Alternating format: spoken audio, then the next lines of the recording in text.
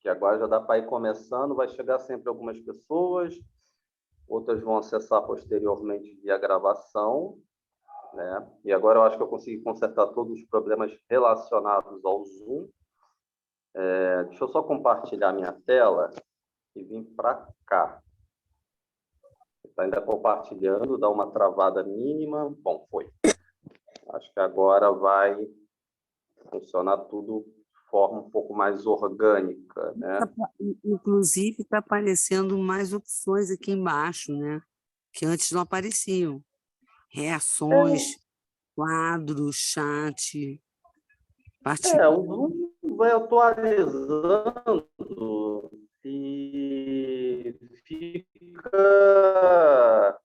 Às vezes ele coloca umas opções novas que a gente nem sabe muito bem para que serve. E, sobretudo, às vezes, quando eu mexo aqui enfim, aqui não é bem o computador que eu estou no laptop, meu laptop, a câmera é horrível. Enfim, é mais um iPad, né? E isso facilita um pouco, mas ao mesmo tempo é um programa específico do Zoom, né? Então, às vezes coloca umas opções atualizando direto que são bem complicadas. Bom, como eu disse, daqui a pouco vai chegar o pessoal. Eu estou sem retorno de quem está entrando e saindo, mas acho que está tudo ok agora, acho que vocês vão entrar automaticamente. A sala de espera estava desligada semana passada, continua desligada, mas eu não sei o que houve semana passada. Também houve problemas na gravação, né?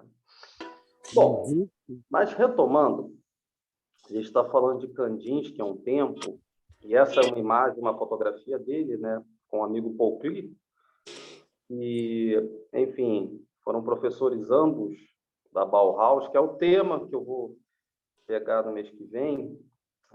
Vai ser, digamos, uma vez, um estudo de instituições de arte, ao mesmo tempo que é um estudo também essencial, porque é uma espécie de vanguarda, são vários professores, diversos alunos, um papel importante na primeira metade do século XX, mas que tem também essa passagem peculiar de influência de Kandinsky como professor, né? Ele vai entrar em 22 e vai até o término da Bauhaus, né? Que é 33, com fechamento graças às pressões nazistas oficiais, né? E eu digo oficiais porque elas já existiam praticamente desde o início da Bauhaus. A Bauhaus ela nasce até em 1919. O Gropius, né, que é o fundador, ele pega, enfim, uma espécie de 3 escolas de arte, praticamente a principal, a escola Grand Duque de Arte da Alemanha, junta-se com outras 2 e acaba fundando essa escola que é bem revolucionária para aquele momento, né? E em 22, Kandinsky, até mesmo que pouco tempo posterior, digamos assim, a deixar Moscou, ele vai para Moscou, fica um tempo pós-revolucionário lá, retorna para a Alemanha, acaba ingressando dentro da Bauhaus como professor. E o Klee, que é um personagem também bem forte na história da arte, ambos se conhecem desde 1911, né? Ele é um suíço. Aqui no Rio teve uma exposição, digamos assim, do Klee, recentemente até, do Kandinsky também. Quando eu falo recentemente, estou falando dos últimos 5, 6 anos, eu não lembro exatamente de cabeça, mas a gente tem uma ideia de como esses professores, artistas eram próximos aqui. Eu não sei exatamente onde é essa fotografia, porque a Bauhaus ela teve vários não, cerca de 3 ou 4 endereços, se a gente incluir o período posterior a 33, quando fecha oficialmente a última sede em Berlim, poderia se ampliar isso para uns 5 ou 6 ou 7, né? Enfim, até hoje tem monumentos em homenagem à Bauhaus em diversos locais, e alguns até dizem que ela continua de forma, enfim, de certa maneira espectral, né? Enfim, sem necessariamente uma sede fixa pós 33. Até porque também, enfim, não é só uma escola de arte, mas também um periódico e também uma editora. Aquele livro que eu mostrei agora há pouco, Linha, Ponto, é uma espécie de continuação orgânica daquele do espiritual da arte, né? E ele é feito, digamos assim, com desdobramentos, digamos, que o Kandinsky vai fazendo, sobretudo no período que ele está na Bauhaus, enfim, o livro vai ser publicado mais ou menos ali em 26, 27, uma segunda edição em 28, pela editora da Bauhaus. E, claro, ali a gente vai ver um pouco dessa influência, ou melhor, uma acentuação dessa influência, do que é conviver com diversos artistas, digamos assim, como professores, e uma ideia bem, digamos assim, progressista de arte, pelo menos para aquele momento. Essa imagem aqui, como eu disse, eu não sei exatamente onde é, porque ela teve 3 sedes principais, a Bauhaus, né? A última foi física, digamos assim, em Berlim. Ela passou por 2 cidades anteriormente, e esse grupo, pelo menos o Klee e o Kandinsky, foram se mudando, né? Eles foram um grupo, digamos assim, em tal lugar inicial, que nasce embrionariamente, depois mudam para Dessa e depois vão finalizar em Berlim, né? E ali, em 33, enfim, finaliza-se com o fechamento graças aos nazistas, né? Mas, claro, essa influência e crítica nazista já ocorria praticamente a década de 20 inteira. Ela era considerada por diversos nazistas como, enfim, uma arte anti-germânica, né? Então, vocês já sentem um pouco desse drama do que é essa escola de arte. E, claro, depois, quando termina, o Klee volta para a Suíça e o Kandinsky vai para a França, né? Vai para Paris, morar no subúrbio de Paris, pelo menos até o momento em que ocorre a invasão da França, né? Quer dizer, não toda a França, mas a parte central e do norte que foi invadida. O sul ainda manteve ainda a resistência. Mas essa imagem aqui, eles eram vizinhos mesmo. Foi construído um complexo, enfim, até mesmo nos moldes que eram defendidos na Bauhaus. A Bauhaus tinha essa ideia, digamos, de defender a arte um pouco mais ampliada. Enfim, não é à toa que a gente vê a união entre técnica, tecnologia, até mesmo arquitetura, até mesmo objetos, até mesmo arte, entre aspas, artesanal. O Klee, quando teve aqui a exposição dele no CCBB, era interessante ver alguns objetos de arte que a gente, às vezes, nem imagina que ele criou, como fantoches, bonecos, um monte de coisa assim. E, claro, o Klee também participou um bom tempo dessa parte, digamos, geométrica, digamos assim, até bem antes. Ele participou do movimento cubista, não necessariamente dentro daqueles, digamos, primeiros grandes textos, ou primeiros grandes, digamos assim, encontros, mas secundariamente em diversas exposições. Isso em 1911, até, bem antes desse período aqui da década de 20, ou seja, bem antes eles já estavam conversando. A amizade deles é bem interessante, digamos assim, eles têm uma Ô, proximidade. Carlos, o de óculos é o Kandinsky. Isso. E o outro é o Klee. Exatamente. Essa é outra imagem também dele. Até tem diversas. Tem até um álbum de fotografias, álbum tipo livro arte publicado, né? Eu já vi há um tempo atrás, tinha na biblioteca da PUC até. Não sei se está publicado em português, eu vi que estava em inglês até, mas é um livro, sobretudo, de fotografias, né, que reúnem esse encontro entre ambos, né? Eles foram professores, também artistas, e circularam. Enfim, o circuito de arte é bem restrito, se pensar nessas primeiras décadas do século XX, né? A gente sempre vê um monte de vanguarda, Paris com uma, digamos, grande concentração de ateliês, exposições, o circuito de arte, digamos assim, bem profundo, mas quando a gente começa a ampliar de forma, digamos, mais gradativa, a gente vê que esse circuito é bem pequeno. Até. A maioria dos artistas até se conheciam, ou pelo menos tiveram algum contato físico, um oi, tudo bem, alguma coisa assim, né? Ou trocavam cartas. É possível ver e encontrar, digamos, textos ou cartas de diversos artistas desse momento. Mas, arredondando um pouquinho, a gente vê que essas vanguardas, ou até mesmo que é circuito de arte, geralmente é bem menor do que a gente imagina nesse momento. É até curioso a Bauhaus, porque a Bauhaus ela é revolucionária, sobretudo pensando naquele contexto histórico. Eu falo isso porque, a partir do momento que a gente tem um primeiro encontro com a Bauhaus, realmente é surpreendente o que ela fez, o que ela coloca para jogo, o que ela traz de discussão. Ela respira num contexto ali pós Primeira Guerra Mundial em que há, digamos, um suspiro libertário na Alemanha, até por uma influência também da Revolução Russa, digamos assim. Mas é um suspiro que, enfim, não dura muito. Há um ressentimento na sociedade que vai crescer e vai desaguar, como a gente sabe, no nazismo. Mas a Bauhaus ela vai, digamos assim, ser revolucionária, sobretudo nesse papel de pensar diversas questões daquele momento, né? Eu estou quase falando de Bauhaus aqui, estou reparando, né? Mas pensem, por exemplo, que é uma escola de arte que vai pensar os problemas, digamos, do momento. Exemplo, a gente está entrando em um período do início do século XX, essa passagem de 19 para o 20, de um avanço industrial enorme. Então, como pensar indústria, arte, objeto de arte, ensino de arte? Por exemplo, uma das curiosidades do programa da Bauhaus é que ela não ensinava história da arte, a não ser no quarto ano. Ela não queria contaminar a mente dos alunos com coisas do passado. Ela pensava que, digamos assim, a ideia era olhar mais para o lado, ou para o momento, ou, sobretudo, para dentro também. É bem revolucionário, né, esse ensino da Bauhaus. É claro que, só um conselho pessoal, ela é surpreendente porque é pouco tempo de existência, uma pressão social enorme para fechar, parentes nazistas e outros grupos também, mas, ao mesmo tempo, se vocês olharem a Bauhaus 5, 6, 7, umas 10 vezes, vão começar a ver como ela também tinha limites também, como tudo na vida, claro.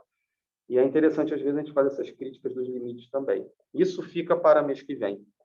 Mas a Bauhaus é surpreendente porque, enfim, ela fez o que pôde dentro de um contexto bem complicado, né? Até mesmo o Gropius, que é o grande fundador, é interessante porque a Bauhaus, quando vai para Berlim, ela vai porque Berlim ainda é, entre aspas, uma cidade que tem uma política, digamos assim, voltada para a esquerda, bem progressista. Até o Gropius não é bem progressista no sentido de esquerda, ele é bem libertário, mas ele não é tão, digamos, favorável a determinadas leituras quanto os professores presentes lá. Mas, enfim, é uma escola que a gente vai dar uma olhada mês que vem, mas que teve esses dois personagens que são essenciais na história da arte, né? E que foram colegas e, melhor, até vizinhos. A casa deles enfim, foi construída com projetos criados, enfim, dentro da Bauhaus, e eles eram vizinhos praticamente de muro durante um tempo, né? E eles, digamos assim, trocaram bastante figurinhas e também foram até meio rivais em alguns pontos. Isso é bem legal, essa conversa entre esses dois artistas. Eles, digamos, tinham uma visão assim, cada um à sua maneira, claro, mas que também possuíam pontos de distanciamento, né? Deixa eu só avançar um pouquinho, né? Isso aqui são alguns trechos, eu sei que desordenou um pouco, fiz Ctrl+C, Ctrl+V, até do texto. Eu trouxe para cá do que, enfim, o slide, porque se eu colocar no PDF, às vezes o PDF parece muito borrado, não dá para ler, mas são algumas citações para a gente pensar um pouquinho o que é essa ideia do Candice. Isso aqui é o livro praticamente que ele faz, enfim, em paralelo ao período da Bauhaus. Em 1924, 23, sendo publicado em 26, né? Existe uma segunda edição, essa segunda edição é um pouquinho diferente, né? Mas é pouca coisa, assim, mas é publicado, sobretudo, pela editora da Bauhaus, né? Por isso que eu estou trazendo um pouco a Bauhaus para essa conversa também, junto com Kandinsky, e quando eu trouxer mês que vem a Bauhaus como instituição de arte, né? Vai aparecer talvez uma outra faceta do Kandinsky também, né? Junto com outros grandes professores, né? Que passaram naquele contexto pela escola de ensino. Mas, enfim, pensando um pouco nas ideias, enfim, é bom trazer um pouco dessas citações. Enfim, um acontecimento científico removeu um dos obstáculos mais importantes nesse caminho de produção do abstracionismo. Foi a divisão do átomo. A desintegração do átomo era a mesma coisa em minha alma que a desintegração do mundo inteiro. As paredes mais espessas desabavam subitamente. Tudo se tornava precário, instável, mole. Não me espantaria ver uma pedra fundisse no ar na minha frente e tornasse invisível. a ciência parecia-me aniquilada. Suas bases mais sólidas não passavam de um engodo, de um erro dos cientistas que não construíam seu edifício divino, pedra por pedra, com a mão tranquila sobre uma luz transfigurada, mas tateavam na escuridão ao acaso, à procura de verdade, e em sua cegueira tomavam um objeto por outro. Por isso que é interessante a gente pensar um pouco na Bauhaus e também nesses artistas vanguardistas que estão no início do século XX. Agora há pouco eu citei que uma das curiosidades que a gente poderia colocar na Bauhaus é que ela coloca história da arte somente no 4º ano e, digamos assim, ela incentivava os alunos a olharem para o lado, o contexto do que está acontecendo.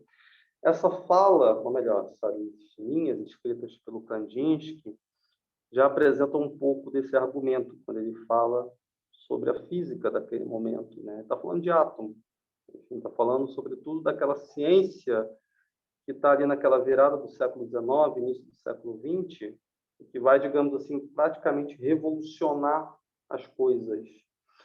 E a gente está falando aqui, e eu acho sempre curioso, há um tempo atrás, quer dizer, eu vivo citando isso em vários momentos, né? Mas a física que até hoje a gente aprende é uma física newtoniana, né? Uma coisa que a gente joga para cima e cai. Não é bem a física quântica que hoje em dia virou mais uma coisa quase de um debate holístico de péssima qualidade. Existe o debate holístico de boa qualidade, eu acho, vamos salientar isso, mas uma coisa usada de forma muito complicada na maioria dos casos. A gente não entrou nesse ramo. E esse cara aqui, no início do século XX, praticamente contemporâneo a essa grande descoberta, está ali, em contato, né? Está falando dessas influências, coisas que hoje em dia a gente não, às vezes, observa, né? E está olhando para o lado, está olhando para o contexto de vida dele. Esse era um preceito que estava na Bauhaus também. Ou melhor, era um preceito desses artistas que acabaram migrando para, digamos, a dinâmica de ensino da Bauhaus. Uma ideia de olhar para o lado, olhar para a sociedade, ou pensar os problemas da sociedade em prol do que você tem diante da sua capacidade criativa. O que eu disse agora nada mais é do que pensar aquela ideia de funcionalidade da forma, que é um exemplo da Bauhaus. Ou seja, a forma vai estar com uma articulação, digamos, mais próxima do social, ou melhor, da aplicabilidade. Isso vai dar o desenho industrial de hoje em dia, de certa maneira, né? Mas por que eu estou falando um pouco disso? A Bauhaus, até no início, tem alguns projetos bem sociais, por exemplo, de casas populares. É interessantíssimo. Já que está falando de arquitetura, espaço, entre aspas, isso aí, um pouco de instalação, a gente poderia usar esse termo também há uma aplicabilidade dentro do social. E não só um social, digamos assim, do ponto de vista de moradia e etc., mas também de outros usos.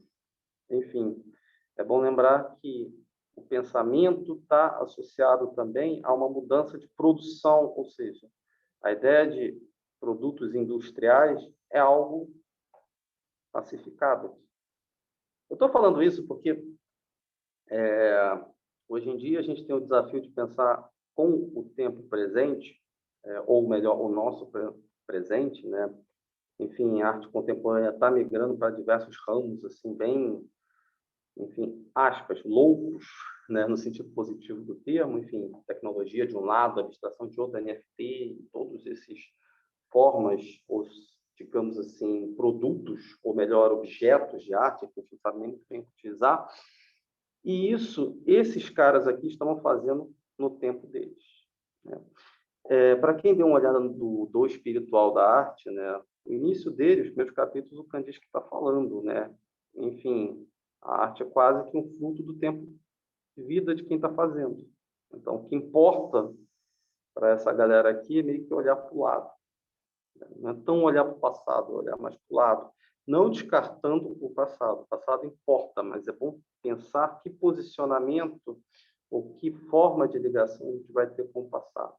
Isso é importante ser dito. O passado existe, sempre vai existir, mas não é aquele passado que devemos, digamos assim, colocar quase que em pedestal ou cristalizar, mas sim um passado que pode, digamos assim, dialogar para pensar presente, futuro ou outras coisas, né? Aqui a gente vê, por exemplo, esse cara está olhando para o átomo. Enfim, isso aqui vai dar até um argumento de debate sobre desintegração do átomo, numa discussão de bomba atômica bem mais à frente. Até, né? Mas não tem nada a ver com Kandinsky. Né? Mas, enfim, um ser invisível, portanto, definido como imaterial. Isso é um ponto. Né? Aí um ponto é isso. Um ser invisível, portanto, definido como imaterial. Isso aqui é o iniciozinho do primeiro capítulo desse outro livro dele, que é publicado em 26. É uma espécie de continuação orgânica do Espiritual da Arte, né? Que é publicado em 1910. Kandinsky volta e escreve um outro livro, enfim, é publicado quando ele tem mais ou menos 60 anos de idade, é curioso, citado também. Do ponto de vista material, o ponto é igual a zero, mas esse zero esconde diferentes propriedades humanas. De acordo com a nossa concepção, esse zero, o ponto geométrico, evoca a concepção absoluta, isto é, a maior reserva que, no entanto, fala. É interessante que ele vai falar de matemática, né? Ao mesmo tempo que ele está falando de geometria. Isso aqui está basicamente sendo escrito ali por volta entre 23 até 26. Né? Ô, Carlos, Fale. desculpa interromper, mas esse ponto zero me faz lembrar no Big Bang. Olha, de certa maneira,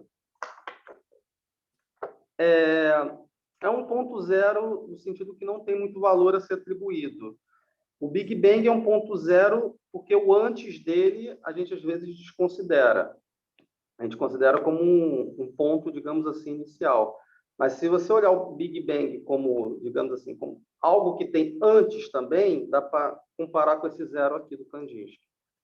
Esse zero aqui é um zero indefinível, que esconde diferentes propriedades. É um zero que a gente usa como uma espécie de termo para falar sobre nada.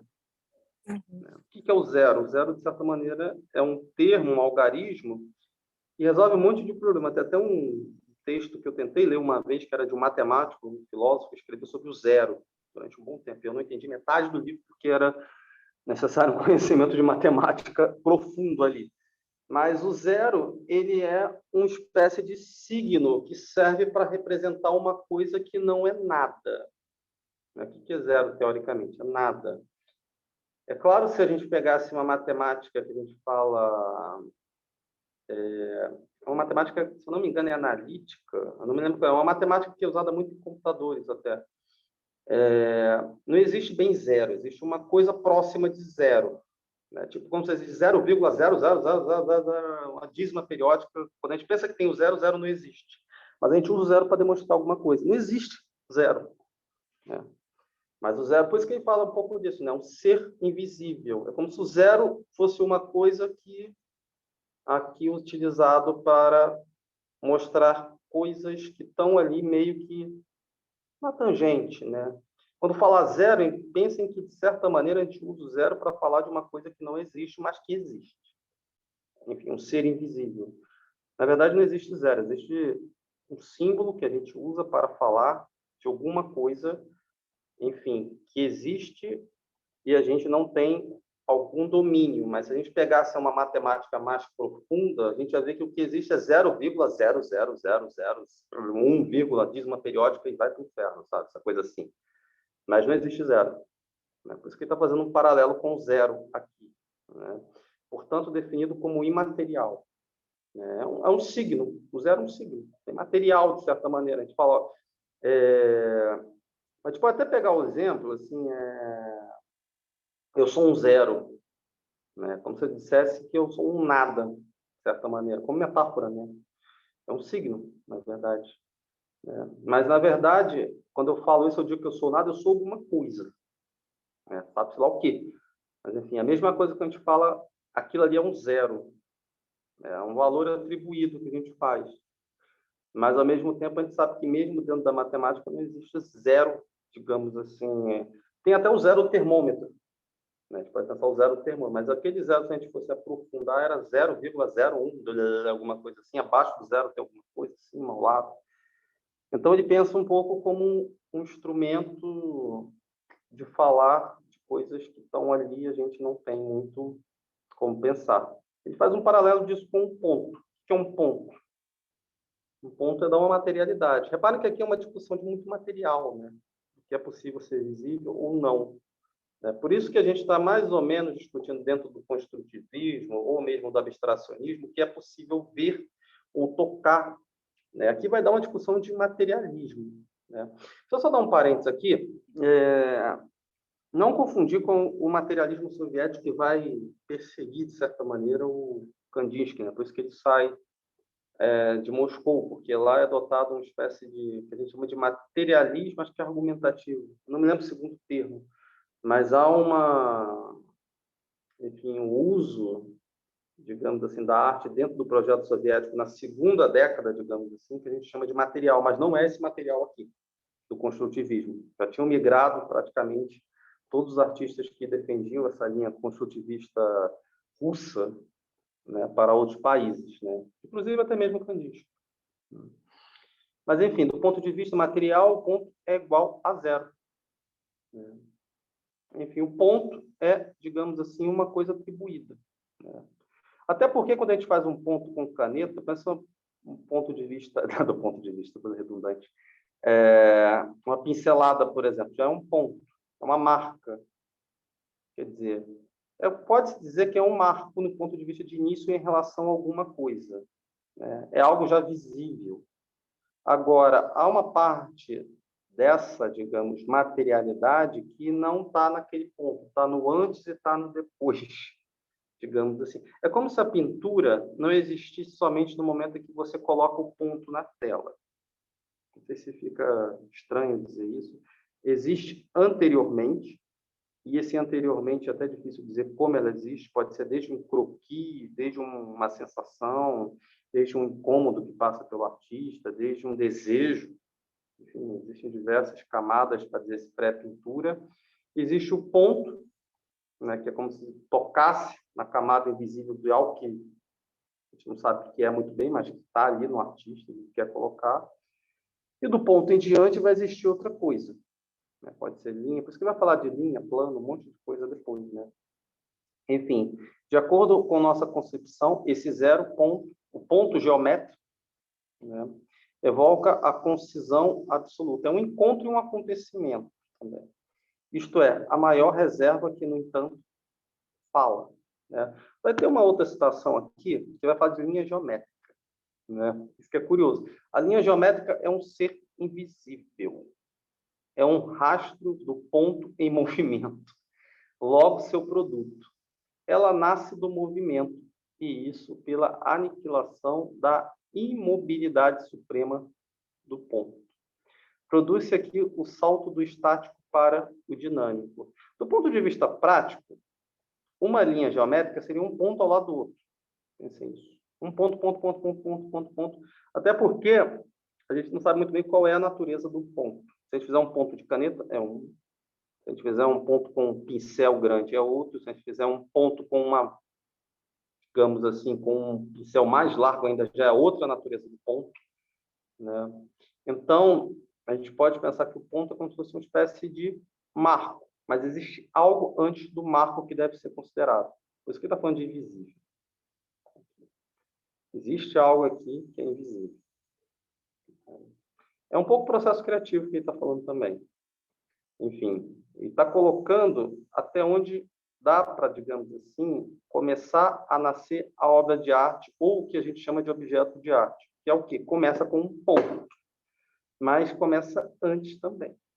Tem algo ali do campo, enfim, talvez pré-verbal, do campo, digamos, pré-sensitivo, do campo, digamos, talvez do ruído, alguma coisa assim, que esse ponto começa a fazer materializar.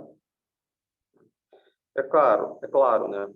A linha geométrica é um ser invisível, é o rastro, né, do ponto em movimento. É um pouco de ressonância que vai aparecer aqui. Não sei se vocês começam a perceber que um ponto migra para uma linha, depois vai migrar para um plano, e vai migrar para outras coisas.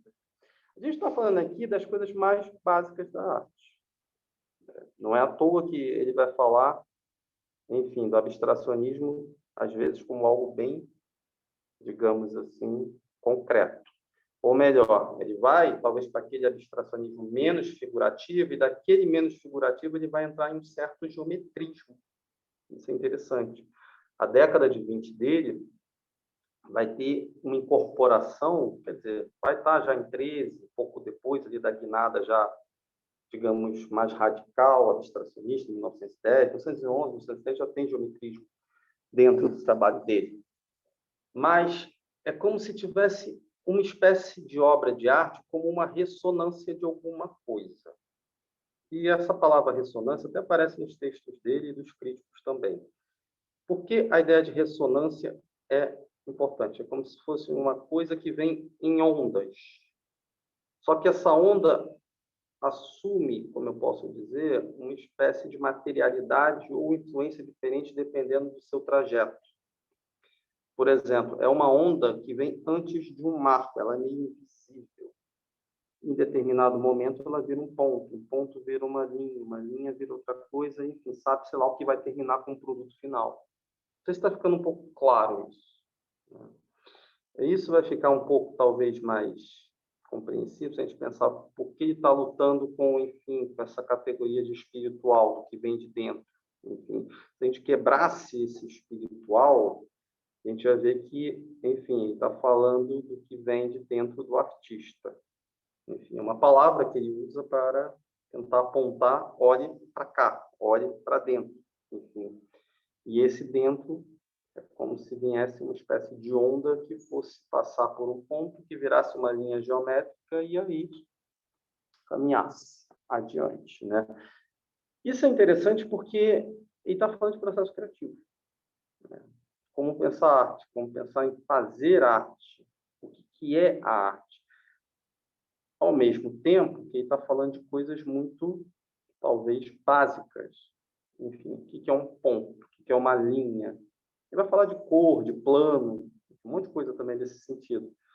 E, mediante esses conceitos, esse jogo aqui, que a gente vê que dá para trafegar, digamos, no abstracionismo. Claro, aqui eu estou dando uma explorado, até uma estourada também nesse termo abstrato, porque pode ser um abstrato desde aqueles primeiros, digamos, quadros que, digamos assim, são aquarelas com manchas pinceladas, etc., até mesmo uma espécie de geometrismo na tela que a gente vai ver, que é bem também abstrato. Tipo isso. Esse aqui é 1913. Kandinsky. Essa aqui eu peguei de outros lados que eu já tinha, então tem essa legenda, digamos, bem trabalhada um pouquinho também. Mas esse aqui é 1913. Um pouquinho depois daquela primeira aquarela que é totalmente abstrata, e nos encontros anteriores eu falei que ele produz ainda coisas figurativas paralelamente, ele não abandona a figurabilidade. Ele, digamos, até diminui a produção, mas não descarta totalmente. Mas aqui a gente está falando quadrado com círculos concêntricos. Isso aqui já tem um pouco desse geometrismo, desde o título, enfim, desde o estudo de cor também, que a gente poderia acrescentar pela autonomia, mas também pelo uso da linha, da curva, enfim, de outras questões que a gente poderia perfilar aqui, né? E que aparecem, digamos, um pouco nessa citação. Por que ele está fazendo isso? Isso aqui também, claro, é abstrato. Isso aqui pode ser incluído dentro da ideia do abstracionismo, porque todo mundo tem um pouco aquela tela que eu mostrei nos dois últimos encontros, né? Da aquarela, enfim, abstrata, feita em 1910, trava um pouquinho ali, né? Mas aqui em 1913 ele já está fazendo, enfim, uma coisa abstrata, mas que envolve outras coisas como geometrismo também, né? Só que, ao mesmo tempo, esse geometrismo é bem abstrato. É uma forma que não necessariamente condiz com a natureza. Por isso que eu fiz questão de frisar nos dois encontros passados que a gente encontra muita coisa, entre aspas, torta. Tem coisa que está certinha, mas quando a gente pega um Kandinsky ampliado, em qualidade alta, ou até mesmo pessoalmente, a gente vê muita coisa torta. Enfim, às vezes o ângulo ali, para quem tem transtorno obsessivo compulsivo, aquelas coisas desniveladas, desequilibradas, às vezes fica até um pouco incomodado com o Kandinsky, porque realmente tem muita coisa, entre aspas, torta. mesmo. É claro, tem coisa bem equilibrada também, no sentido de tá ali redondinho, tá um quadrado certinho, isso tem também. Mas a gente vê muita coisa, enfim, desequilibrada. Até por isso, se a gente lembrar a situação anterior, a gente está falando de um ponto que vira uma linha, enfim, e essa linha pode ser curva. Não necessariamente precisa ser um quadrado, um triângulo. E por isso que eu disse na semana passada, tem um capítulo praticamente falando de triângulo. E triângulo, para ele, quando a gente começa a ver as ideias de que triângulo não é três retas, que é a base do triângulo, digamos assim, a base do conceito de triângulo, na verdade. São três retas ou três ângulos, né, internos. A gente vê que não é bem, é um triângulo meio estranho que ele propõe ali, né? Ou ele, pelo menos, explora um pouco mais essas categorias do que digamos assim, essas formas geométricas. Mas, mediante esses signos que são, digamos assim, entre aspas, formais, enfim, nada mais formal do que uma forma geométrica, diga-se de passagem, mas, a partir disso, é que ele vai, digamos, explorar o que pode se tornar visível. É como se houvesse e existisse alguma coisa ali, como se fosse uma espécie de zero. O zero, sempre existe alguma coisa no zero. Sempre pensei no zero, é claro que a gente pode ter um termômetro que chegue ao número zero, mas é sempre uma buzina. 0,1, 0,2, 0,3, uma coisa 0,0000, depende do instrumento de precisão. Nunca vai ser quase um zero absoluto, a não ser do ponto de vista de nomeação ou como marco de congelamento da água. Se pensar, enfim, pegar Celsius é zero e Kelvin, né? Kelvin é Fahrenheit, sei lá, 273 negativo, né? O zero absoluto. Mas o zero é praticamente um termo que a gente usa para falar de uma coisa que, na verdade, não tem muita definição. A arte pode ser isso. Ou melhor, um ponto pode ser isso, até porque a gente não sabe muito bem o que é a natureza de um ponto, né? Por isso tem um capítulo inteiro nele falando justamente disso. O que é um ponto, na verdade? Por isso que eu coloquei até essa, digamos assim, ideia aqui, um ser invisível, tanto definido como imaterial do ponto de vista material. O ponto é igual a zero. Talvez isso aqui seja o principal, digamos, argumento para a gente pensar aqui alguma coisa e desenvolver mais à frente. Do ponto de vista material, o ponto é igual a zero. Aí ele vai definir o que é zero, mas esse zero esconde diferentes propriedades humanas. Se a gente pensar que o zero esconde um monte de coisa dentro dele, nunca existe zero, é sempre 0,1, 2, 3, 4, aquela dízima periódica, é como se ele chamasse a atenção que existe sempre essa 0,0, essa dízima periódica, esconde coisas humanas, fazendo uma comparação análoga, né? É como se a gente usasse uma coisa, enfim, escapasse outras tangenciais, que a gente, digamos, não consegue dar conta, mas que a gente pode tentar investigar também. De acordo com a nossa concepção, esse zero, o ponto geométrico, né, evoca a concisão absoluta, isto é, a maior reserva que, no entanto, fala. Por que a gente está falando que, no entanto, fala? Porque o zero serve, pelo menos, para apontar alguma coisa e compartilhar. Aquilo ali é um zero. Estou falando, eu preciso compartilhar com alguém alguma coisa. Então, o zero serve e tem função nem que seja comunicacional de uma coisa que a gente não consegue nem saber muito bem o que é, a não ser que a gente coloque, talvez, instrumentos para saber com maior precisão. Isso serve também para a arte. Tá?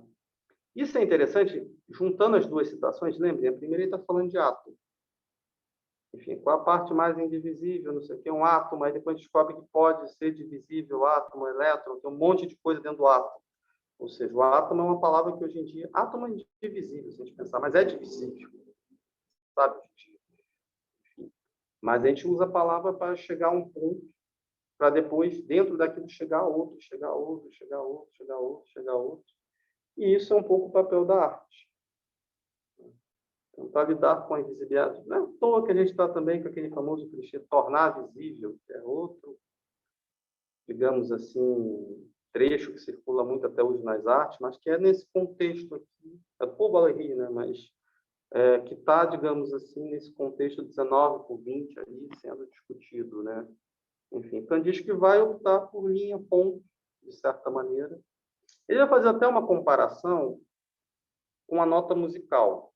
Se pegarem o livro, eu não vou discutir isso, né? Por isso que eu estava com um livro aqui agora há pouco, né? Mas tem um determinado momento que vai falar da linha musical, do ponto, etc., né?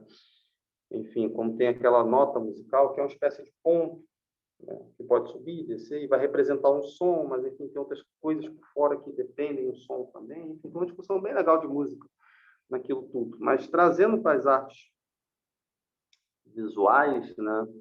O Kandinsky vai pensar, né? Ou vai usar esses conceitos para tentar negociar com o que é, enfim, esse problema do que é arte, ou objeto de arte, né? Enfim, aqui ele já está fazendo quase uma repetição, né? Enfim, quadrado, aquela coisa toda, é muito... Enfim, para quem gosta de pop art, né? Ótimo. Né? Porque pop art vai lá nos anos 70, 60, repetia, enfim, Mary Moore, uma ao lado da outra, com a cor, e vai repetindo, repetindo, repetindo. Quase diferença e repetição, né? Nunca há uma repetição igual. Né? Digamos assim, você pode tentar voltar ao mesmo... Não se entra no mesmo rio às vezes, mas enfim, você pode tentar repetir, mas ao mesmo tempo a repetição é algo diferente. Tem algo até em comum, mas a natureza do ser muda de um para outro. Então, diz que está com esses problemas em mente, né? Por isso que está olhando para o lado. Tem a física dando novas ideias, ele mesmo é bem revolucionário na pintura, né? Ele sai do figurativismo e vai para o, digamos, desfigurativo, abre um caminho e começa a explorar outro. Enfim, isso aqui é 1913. Isso é uma obra abstrata. Ao mesmo tempo, para falar, tem linha, curva, cor. Enfim, tem um lado material. É interessante. O zero, a partir do zero, você começa, de certa maneira, a dar uma espécie de materialidade a uma coisa que estava ali invisível, mas estava ali. É como se a gente... O invisível nada mais é do que a gente não ter capacidade de chegar até ali. Mas tem algo ali na maioria das vezes. Mais uma vez, aquele exemplo do... É porque eu estou indo para cá que a janela está aberta. É aquele bom e velho exemplo do John Cage, né? Com aquela famosa música que ele não toca nada, né? Ou frustra a nossa expectativa da orquestra subir e não tocar nenhum instrumento. Ao mesmo tempo, a gente pensa que aquilo ali é vazio. Não é vazio. Sempre tem algo ali. Só que é algo que a gente, às vezes, não tem domínio, né? Então, às vezes, a arte pode servir para pensar essas problemáticas. Por isso que a gente vê muito em Kandinsky essa ideia de discutir o que é ponto, de ponto vira uma reta, de uma reta vira uma curva, aí vira um plano, aí esse plano também é discutido o que é, porque vai depender também um pouco do espectador. Vai ter uma discussão nesse segundo livro, é engraçado, no primeiro ele está falando muito espiritual, nessa segunda tem uma discussão muito de interior e exterior. Para quem está acostumado um pouco com o debate dos anos 60, sobretudo até via psicanálise também, mas via filosofia, por exemplo, Foucault e outros também, o que é interior, o que é exterior, onde é que tem um contato entre ambos, enfim, ou até mesmo o que é pele, que é um sistema de mediação entre dentro e fora, né? Membrana, de certa maneira, alguma coisa assim. Nesse segundo livro do Kandinsky, vai estar toda hora falando de interior e exterior. O que é interior, o que é exterior, né? O interior. Tem algumas pessoas que podem não, que apontam até que, por exemplo, o invisível está ainda aqui no campo do interior do próprio artista mesmo. Depois vira exterior, vira obra. Vai dar conta? Não sei. Provavelmente vai descobrir no caminho. Mas esse interior está falando de uma ordem, digamos assim, que talvez nem seja material, ou talvez até seja, a gente não tenha capacidade, digamos, sensível de captar, ou melhor, de tocar, mas que está ali e que, de alguma maneira, vai, como se fosse passar por um ponto. Por isso que eu estou falando ponto, não necessariamente um ponto físico, assim, mas pode ser um traço, uma coisa assim, né? Até porque ponto e linha, para ele, é uma confusão no sentido que, por exemplo, às vezes uma linha é uma sequência de pontos. Então, se você faz um recorte, você acha ponto, ponto, ponto. Se você amplia, é muito ponto. Então, é como se fosse quase um modelo de análise que também ele entrega. Ele está escrevendo para, digamos, resolver alguns problemas da arte, ao mesmo tempo que ele continua fazendo isso na tela. Né? Quadrados com círculos concêntricos. Né? Enfim, um monte de círculo com cores, com experimentações, enfim, com círculos dentro de círculos, círculos ao lado de círculos. E é interessante essa obra porque ela coloca uma espécie de mosaico de cores, né? Mas é como se estivesse criando relações entre esses quadrados, que criam relações com círculos, que criam relações com combinados desses quadrados com círculos, e assim vai. Né?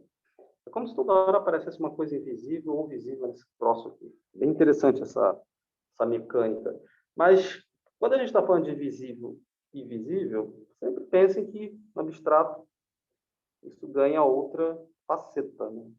Enfim, por isso que o abstrato ele é, às vezes, concreto demais, porque ele faz coisas que são imateriais tornarem materiais. Faz coisas invisíveis ficarem visíveis. Claro, a gente está falando aqui de um espectador que vai poder, toda hora, pegar coisas que são invisíveis e torná-las visíveis. É interessante que é uma outra mecânica de funcionamento, e não é à toa que a gente está falando de uma outra física também, uma outra mecânica que larga aquela newtoniana também e entra quase uma coisa quântica também. Eu estou falando só desse recorte do quântico, do zero. Viu que apareceu matemática, apareceu física, nos últimos encontros apareceu música. É tudo atravessado em Kandinsky. Né? E tem outras influências que eu não tenho nem, talvez, domínio para citar até. Você lê umas coisas em Kandinsky aí que fala, não, isso aqui tem uma influência de alguma coisa nova passada pela Bauhaus. E aí seria interessante ver até um papel de alguém especialista muito profundo no Kandinsky até, que a Bauhaus vai misturar um monte de coisas, um monte de linhas, um monte de, enfim, possibilidades e vai criar coisas novas, digamos assim. Vamos avançar. Vários círculos. 26. Mesmo ano de publicação do livro. Aqui é praticamente 13 anos após, estou arredondando, aquele quadro, que não é a primeira experiência com geometria do Kandinsky. Pode pegar que dentro da parte figurativa dele tem bastante coisa, digamos, geométrica, né?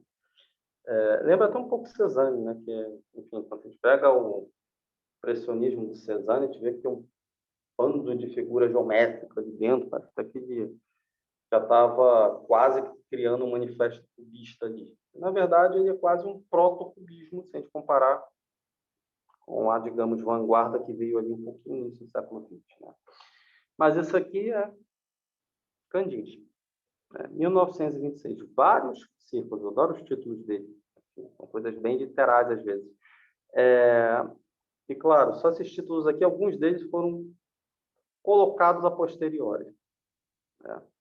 Às vezes, enfim, faz e coloca um título, às vezes, muito simples, de enunciado, de estudo, alguma coisa assim. Mas, enfim, a gente atribui outra coisa no momento de classificação, catalogação, venda. Às vezes, quem comprou até coloca outro título, etc. Mas, enfim, onde é que é o ponto aqui? Digamos, na tela. São vários. A gente pode pensar como ponto inicial, né? O ponto inicial é o quê? É o primeiro ruído, é o primeiro momento que você toca na tela. E até é curioso que esse toque na tela, por isso que eu estou falando, não levem muito a sério a ideia de ponto no sentido de, enfim, de uma pincelada, de uma canetada, da ponta de um lápis, alguma coisa assim. É como se a relação com alguma coisa que não se sabe muito bem o que é, também pudesse ser um ponto inicial. Só que esse ponto inicial, digamos, a gente não consegue precisar muito bem. Enfim, como precisar uma coisa que é imprecisa. Como atribuir o valor zero a uma coisa que a gente não sabe muito bem onde começou. Por exemplo, a vontade de fazer uma obra. Enfim, quando ela começa realmente, o artista pode até, digamos assim, expor isso publicamente, né? E é até interessante isso na história da arte, porque toda hora, algumas obras às vezes mudam de marco, né? Digamos assim, às vezes o marco é a primeira pincelada, aí depois vai lá e muda, não, o marco é aquele croquis, aí depois muda, o marco é outra coisa, então o zero vai mudando, parado. Então é difícil caracterizar esse ponto inicial de alguma coisa, mas a gente pode pensar que existem pontos difusos, múltiplos, que vão dar também aquela coisa que ele chama de reta, né? Ou reta ou linha. Mas a gente pode pensar que a linha não é necessariamente criar uma linha. Isso que é legal. A gente pensa em criar uma linha. A gente pensa a linha física, né? Não é bem uma linha física só que ele está falando. Enfim, né? Porque uma linha física vai depender de um antes e depois. É interessante. Se a gente não tem muita ideia do que é o antes, mas a gente continua fazendo, enfim, a gente faz. A ideia desses artistas são bem legais porque a ideia é defender, faça. Depois a gente descobre no caminho um pouco o que é o antes, né? Mas tem um antes aí. Tem aquele troço invisível que ele está falando, às vezes tem a ideia de espiritual, lá na frente ele vai usar, lá na frente estou falando quando ele chega em 26, ele vai usar o interior, né? Que é outra categoria que a gente não sabe muito bem o que é, ela vai variando um pouquinho. Se a gente ler o texto do Kandinsky, o que é interior? O que é interior não, enfim, a pergunta eu estou fazendo eu, mas a gente fizesse esse questionamento do que é interior dentro do livro dele, toda hora ele dá uma escapadinha, dá uma derrapada. E é compreensível, porque como é que ele vai dizer o que é interior? Toda hora muda o interior. Como é que ele vai definir isso? Mas aí ele vai e fala, tem pontos, tem marcos. Enfim, esses marcos vão ser meio flutuantes, né? Kandinsky vai ser bem escorregadinho, isso é o mais legal, no bom sentido do termo. Não é à toa que ele vai dialogar com coisas bem fluidas, ou vai ficando cada vez mais fluido.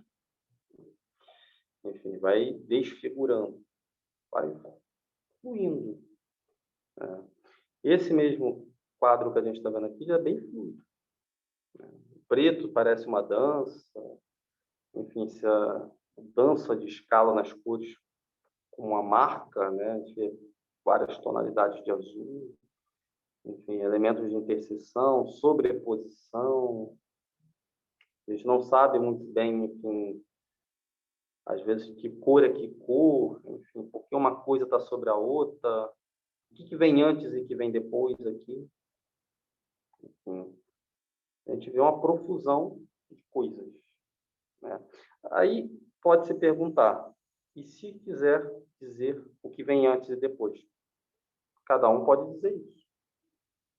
Não é à toa que ele cria abstracionismo, né? Cada um vê o que quer naquele negócio.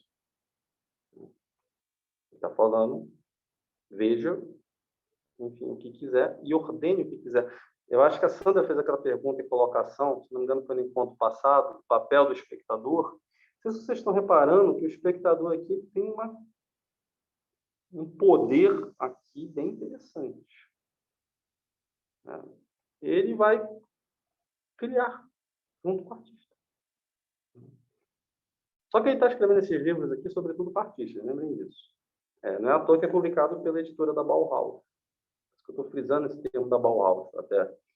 Esse livro aqui é publicado por uma editora de uma escola de arte. Digamos, conhecimento, escrita, sei lá, alguma coisa assim, voltado para artistas, né? O pessoal, o público comum não precisa entrar em contato às vezes com isso, mas é interessante pensar como ele está, digamos, colocando em discussão que o espectador que vai decidir também colocar um ponto na tela. Talvez esse ponto não seja com uma pincelada, mas só o olhar dele chegando e olhando essa tela já torna alguma coisa invisível visível também dentro dele. Também. Ele vai mexendo com diversas camadas, né? Parece um progressista. Fale. Eu posso falar uma coisa? Pode. A única coisa que aparece para mim é uma mensagem pequenininha que eu não consigo nem abrir, assim, eu não consigo nem enxergar o que está escrito, é isso mesmo? Ou você está mostrando o quadro? Tem um quadro com uma legenda. Não vejo. Está aparecendo para o restante? Para mim, está aparecendo um quadro com... Está aparecendo, sim, para mim está aparecendo. Não, tá um quadro enfim, com a legenda Candinhos, quase ali, vários círculos, olhos sobre tela, 55,51, tamanho do quadro, né? Museu Guggenheim, Nova York, Estados Unidos, a legenda. Até aí tá uma Essa imagem. legenda aparece, mas eu estava achando que tinha alguma legenda escondida na pintura, mas não. Não. Tem mas a pintura está aparecendo, né? Pelo menos. A Sim, pintura... aparece muito bem. Agora, tá. quando você fala dessa revolução da Bauhaus, me pareceu assim que está ligada à ideia de facilitar que o espectador tenha um papel mais ativo, acabar com aquela ideia de que a arte é contemplação. Então, a arte também é participação, né? É nesse sentido. Sim, a arte é industrial, né? Que aí é uma coisa que a gente deveria, às vezes, discutir. A arte é larga escala e produção industrial. Só um instantinho, então eu vou sair, porque eu não estou vendo nada, então é chato ficar vendo. Eu mandei para você a foto da minha captura de tela, do que eu estou vendo. E é exatamente assim. É um textozinho pequenininho, não consigo nem ampliar ele. Eu vou sair e entrar de novo, tá? Tá ok. Chato, desculpa interromper. Não, tranquilo. Imagina. É porque a Bauhaus, ela vai, de certa maneira, enfrentar alguns problemas das artes ali. Em primeiro lugar, ela vai mexer no que é arte, enfim, arte, digamos assim, artesanal, e aquele conceito de arte, digamos, um pouco mais clássico, né? Ela vai praticamente abandonar o conceito de arte clássica. Por exemplo, não é à toa que a gente vê costura ou outras formas de arte ocupando um espaço dentro da Bauhaus. E, claro, ela vai também discutir a acessibilidade disso aí.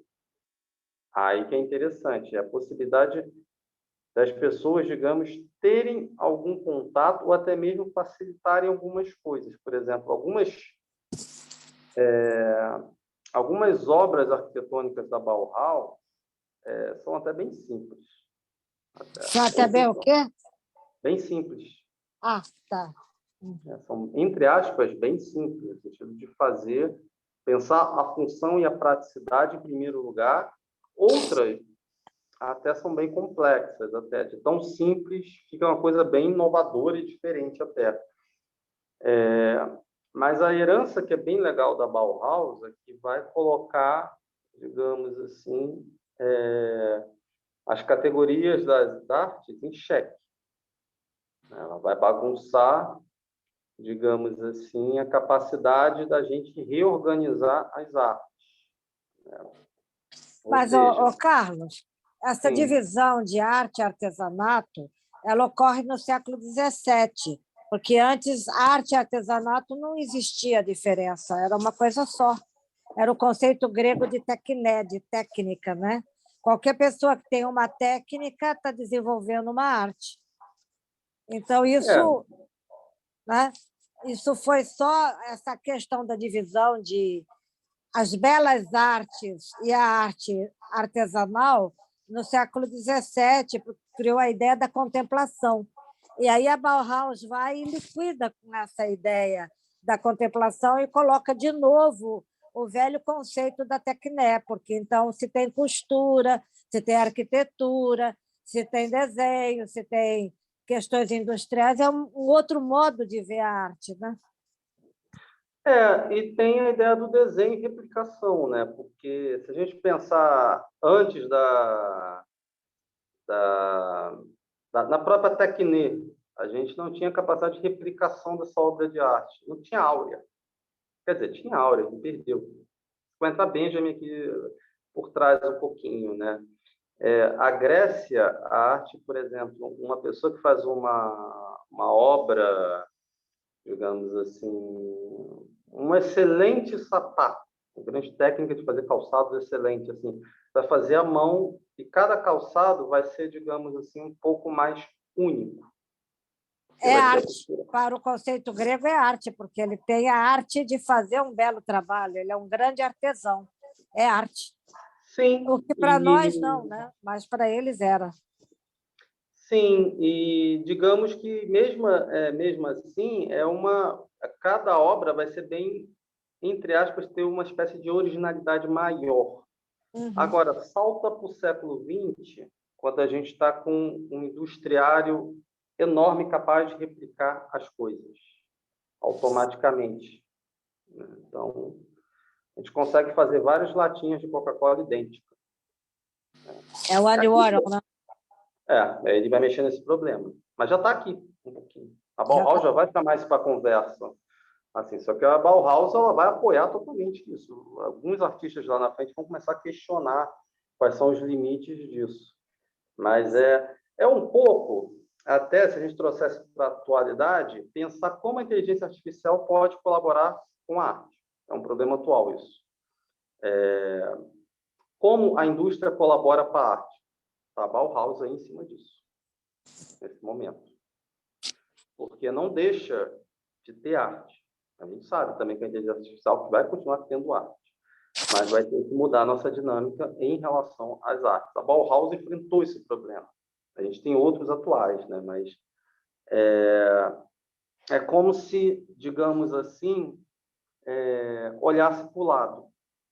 Temos esses problemas. A Bauhaus está enfrentando e está colocando até de forma um pouco social, até. Pensando na funcionalidade do produto com forma, né? Função, forma, função. E isso pensando também na escala de produção. Também. É interessante pensar porque a gente hoje em dia está tão afundado assim, no pós-industrial, que a gente tem dificuldade de ver a singularidade, às vezes.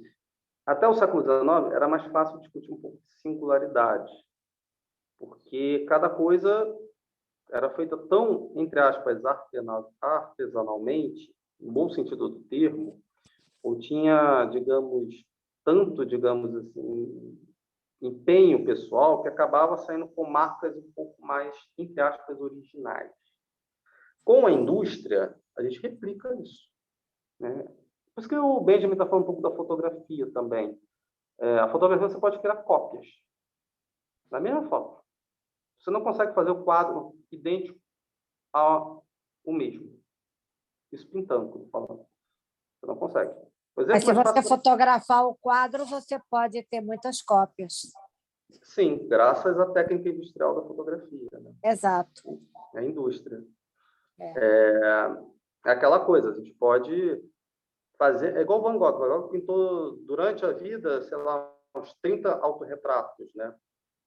A fotografia é capaz de você tirar uma fotografia e replicar essa fotografia até sabe lá quando.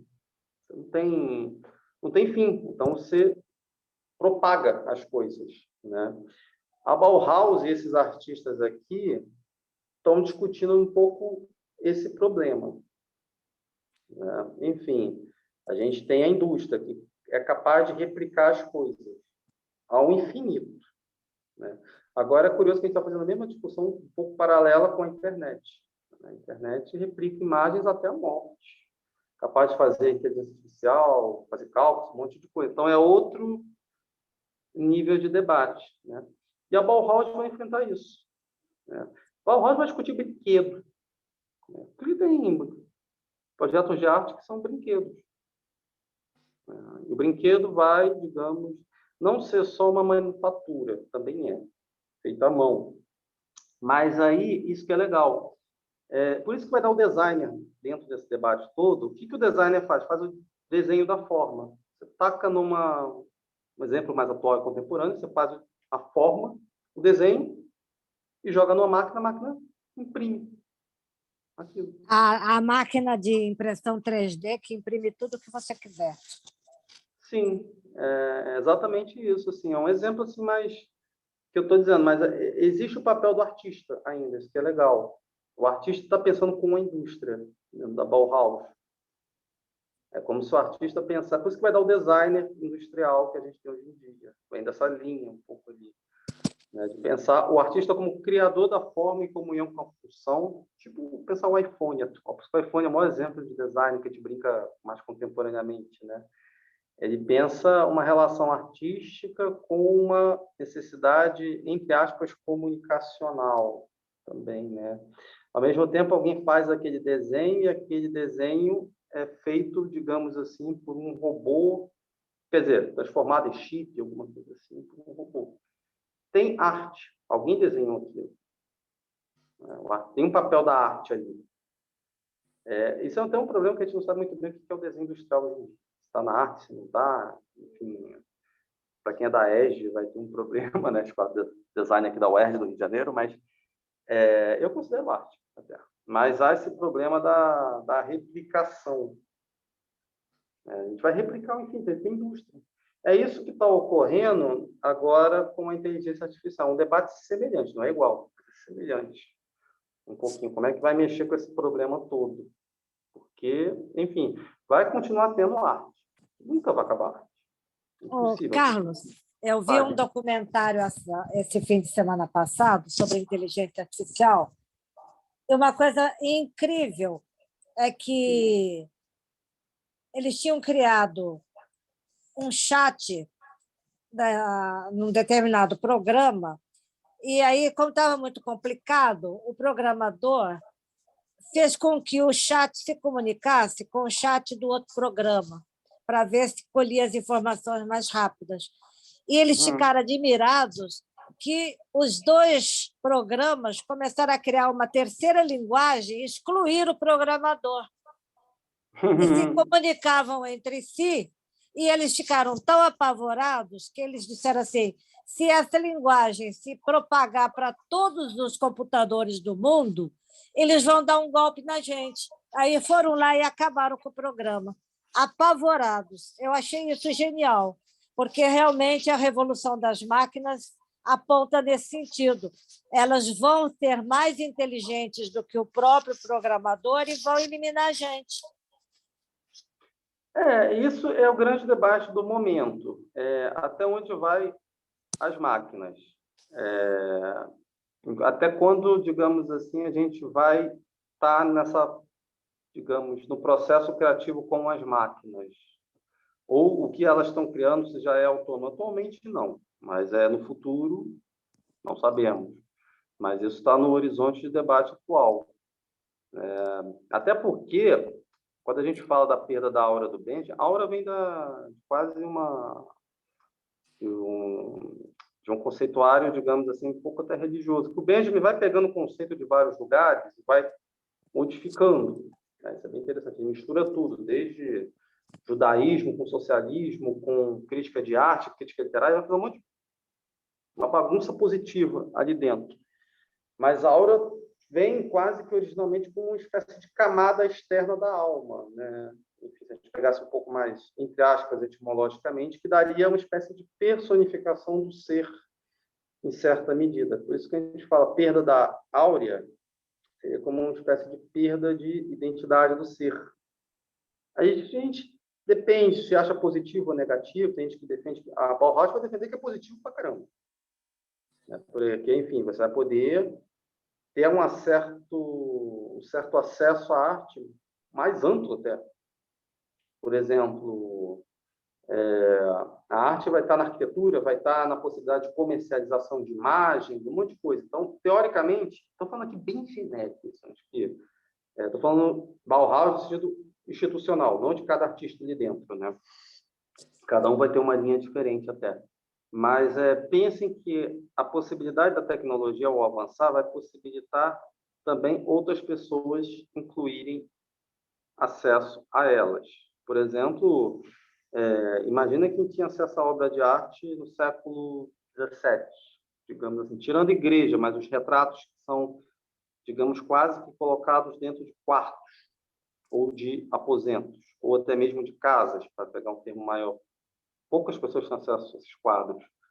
com a fotografia, enfim, com o avançar, até hoje mesmo, a gente tem diversas obras que são vendidas para colecionadores privados. A gente não tem acesso, mas pelo menos a gente tem acesso à fotografia, às vezes. Ou melhor, a gente não tem como viajar o mundo, às vezes, para catar e ver um monte de exposição. A gente consegue ter acesso a certa medida. Então, a tecnologia ela abre algumas possibilidades. Agora, quais, se é boa, ruim, que maneira, tem que ver aí cada caso. Por isso que eu falei, a Bauhaus ela apoia isso. O avanço da indústria, da tecnologia. Tem outros artistas que são contra, nesse mesmo contexto. Até acha que vai, enfim, acabar com a originalidade, enfim, não é arte. Até hoje tem esse problema do designer, que a gente fala, design industrial, se é artista ou não é. Eu acho que é. Não tem problema, porque o meu conceito de arte é bem, e artista também é bem amplo, até, mas tem muita gente que critica se coloca a galera que trabalha com desenho industrial como artista. Enfim, cada um tem sua visão e defende, enfim, com argumentos. Mas é um pouco dessa bagunça que a gente vê. Enfim, o Kandinsky ele está nesse contexto aqui, ele está no meio dessas transformações todas, né? Ele está, claro, com os interesses dele, com, digamos assim, as suas questões pessoais, está trabalhando com essa questão mais abstrata, está pensando em outro espectador, aquilo que a Sandra tinha apontado da semana passada, e também vai ser uma marca da arte da Bauhaus. O lado social da Bauhaus vai pensar no espectador da arte, mas, claro, vai pensar no espectador pensando com esse ingrediente da indústria. A indústria está ali. Tem gente que critica muito a indústria, porque vai dar indústria cultural, enfim, vai dar um monte de problema ali na Escola de Frankfurt na frente um pouquinho, mas, enfim, é independente de cada pessoa, mas a indústria pode ser algo, digamos, positivo para a expansão das artes. O acesso, né? E aqui você amplia bastante. Você quase alarga o conceito de arte, né? Porque a arte vai ou pode demandar questões industriais de produção em larga escala. Só que a gente está falando, às vezes, e isso dá um conflito, às vezes, com a Belas Artes atualmente, né? Porque quando a gente fala de arte, a gente está, às vezes, falando de originalidade. E, às vezes, a pessoa confunde originalidade, digamos assim, com uma obra única. Enquanto que originalidade pode ter, às vezes, com uma repetição em série. A pop art. Pop art foi a sua repetição, repetição, repetição. Aqui mesmo já tem, dentro do próprio Kandinsky, alguma coisa com repetição, repetição, repetição. Outros artistas também estão brincando com isso, né? Com um boom da repetição, né? Mas a repetição é aquela coisa, você repete, mas não é o mesmo. Mas aí você pode questionar isso do ponto de vista da escala industrial. A escala industrial produz, sei lá, 100 objetos são totalmente iguais. A gente vai discutir o que é. Tem um problema que vai dar até a tese de doutorado de Deleuze, né, que é orientada pelo Lacan, é diferença e repetição. Enfim, ele vai discutir o que é essa repetição. Enfim, a gente consegue repetir? Você cai no mesmo rio, digamos, mais de uma vez, né? Isso vai se tornar um pouco... É um problema, digamos, antigo na arte, não é novo, mas que vai ser discutido com outras camadas, né? Isso é o problema da perda da áurea, é a Bauhaus positivando isso, é a indústria cultural sendo discutida na Escola de Frankfurt, é a pop art pensando o que é arte nos anos 60, é a materialidade da tela, digamos assim, sendo explodida nos anos 70, 60, 70, é o conceito de artista indo para o beleléu nos anos 60. Enfim, é como se o momento presente exigisse novas questões, né? É isso que ocorre, por exemplo, e aí que eu acho legal a Bauhaus. Eu tenho algumas críticas com a Bauhaus também. A Bauhaus, eu acho que quando a gente tem o primeiro contato com ela, ela é fascinante, até porque, enfim, ela é bem inovadora. Mas com o tempo a gente vê também ela merece algumas críticas pontuais, até porque se a gente pegar o Kandinsky aponta, né? A arte é filha do seu tempo, né? Você tem que olhar o seu lado, os seus contextos. A Bauhaus, até hoje, ela é capaz de descer, digamos, ondas e influências no tempo, mas também estamos em outros momentos, né? Esse Kandinsky aqui eu tinha mostrado já anteriormente, né? Enfim, a gente está mais ou menos nessa mesma época. Aqui ele já é professor dentro da Bauhaus, é a década de 20. O geometrismo, aquele ponto ao lado de reta, está aqui, mais ainda. Ele está mais ou menos discutindo isso em tela, em textos, que vai dar no segundo livro dele. Um pouco mais adiante, publicado em 27, se não me engano. A primeira edição só até 26, até, mas foi 27 que, digamos, ganha um pouco mais de espaço. Saiu uma segunda edição, 28, como eu disse, com com as mínimas alterações, mas que ele vai, digamos assim, colocar em debate o que é arte, o que eu faço, que materialidade, como ir adiante. Enfim, aqui ainda é abstrato. É legal perguntar-se, porque a gente está falando de um candismo que é abstrato, mas ao mesmo tempo que vai passar por uma Bauhaus que vai defender uma produção industrial. Isso que é legal. O que a gente pensa com produção industrial, às vezes? Massificação. Enfim, a gente vai começar a ver que essa massificação não é bem a massificação que a gente, às vezes, pensa como alienação, erroneamente. É capaz da gente, digamos, produzir em larga escala e espalhar arte também, né? Ou melhor, a massificação não é só, digamos, fazer cópias da mesma coisa, é algo que acompanha essas coisas na distribuição também. Isso vai estar mais claro quando a gente chega na pop art dos anos 60, porque ali vai discutir sistema e rede de obra de arte e distribuição, tipo quadrinhos, que vai formar um sistema muito louco. Imagina mais ou menos todo mundo abrindo o jornal para ler nos anos 70 e ver aquele quadrinho. Enfim, é uma espécie de rede, sistema formada, né? Ao mesmo tempo que essa rede vai se cruzar, por exemplo, imaginem nos anos 70, graças à impressão do jornal, larga escala, quadrinho, eu leio um quadrinho e vou comentar com outra pessoa. E depois essa pessoa comenta com outra. Vira quase que uma coisa sem fim, né? Vira uma espécie de quase ressonância, né? E ressonância já está um pouquinho em debate. Uma ideia de que a gente não sabe o que é o zero, né? Até por isso que eu disse que esse zero aqui, ele não necessariamente é como um marco, um ponto, pode ser vários pontos. Enfim, o que a indústria faz? Pulveriza, né? O zero é algo que a gente atribui, mas ele não é exato. É como se fosse uma espécie de analogia com pulverização também. O que é pulverizar? Como se fosse espalhar alguma coisa, né? E esse espalhar, melhor, quando a gente fala em pulverizar, estou pegando bem essa palavra, eu acho que a gente pode explorar um pouquinho, a gente joga como se fosse no ar, né? Pulverizar. Estou lembrando disso até porque tem uns mosquitos voando aqui. Você joga um inseticida no ar, digamos assim, você pulveriza uma coisa no ar, você difunde aquilo. Agora, o que é o resultado disso? Enfim, é que nem aqueles quadrinhos lá da pop art que vão ser estudados. Enfim, você coloca num jornal, uma pessoa cria, um desenhista do quadrinho, enfim, pegando um Garfield da vida, pensando aqui, imaginando, né? Ele cria aquilo, coloca no jornal, o jornal circula com uma replicação infinita e se expande, né? Criando. Enfim. Hoje, isso, por exemplo, é explorado nos debates de arte e viralização. Às vezes vê muito viral, a palavra viral na internet, hackeamento, por isso que a gente usa esse vocabulário atual.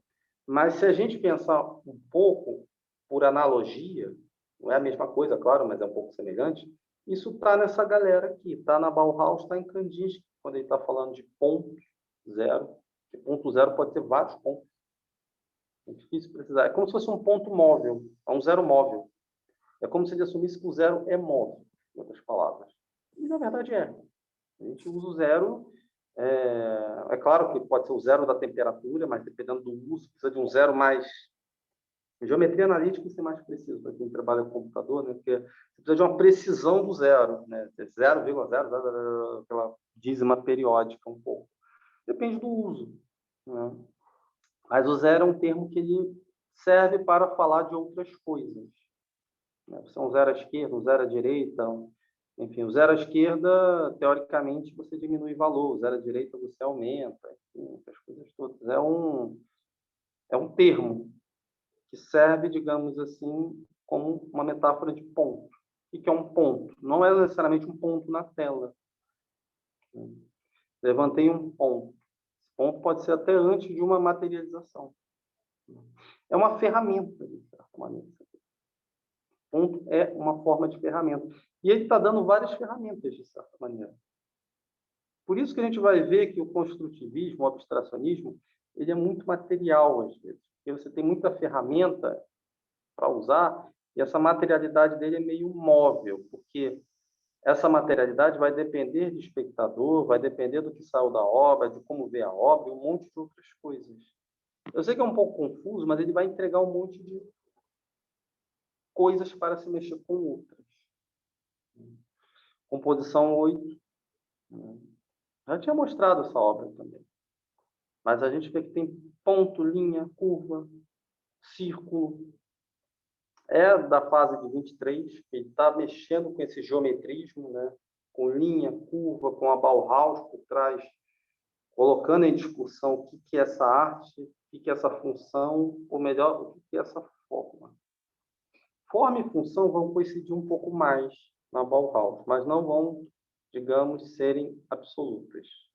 Se a gente colocasse forma e função de forma absoluta, a gente ia ter que fazer o mesmo produto igual desde os anos, sei lá, desde os anos que foram, sei lá, criado um produto, digamos assim.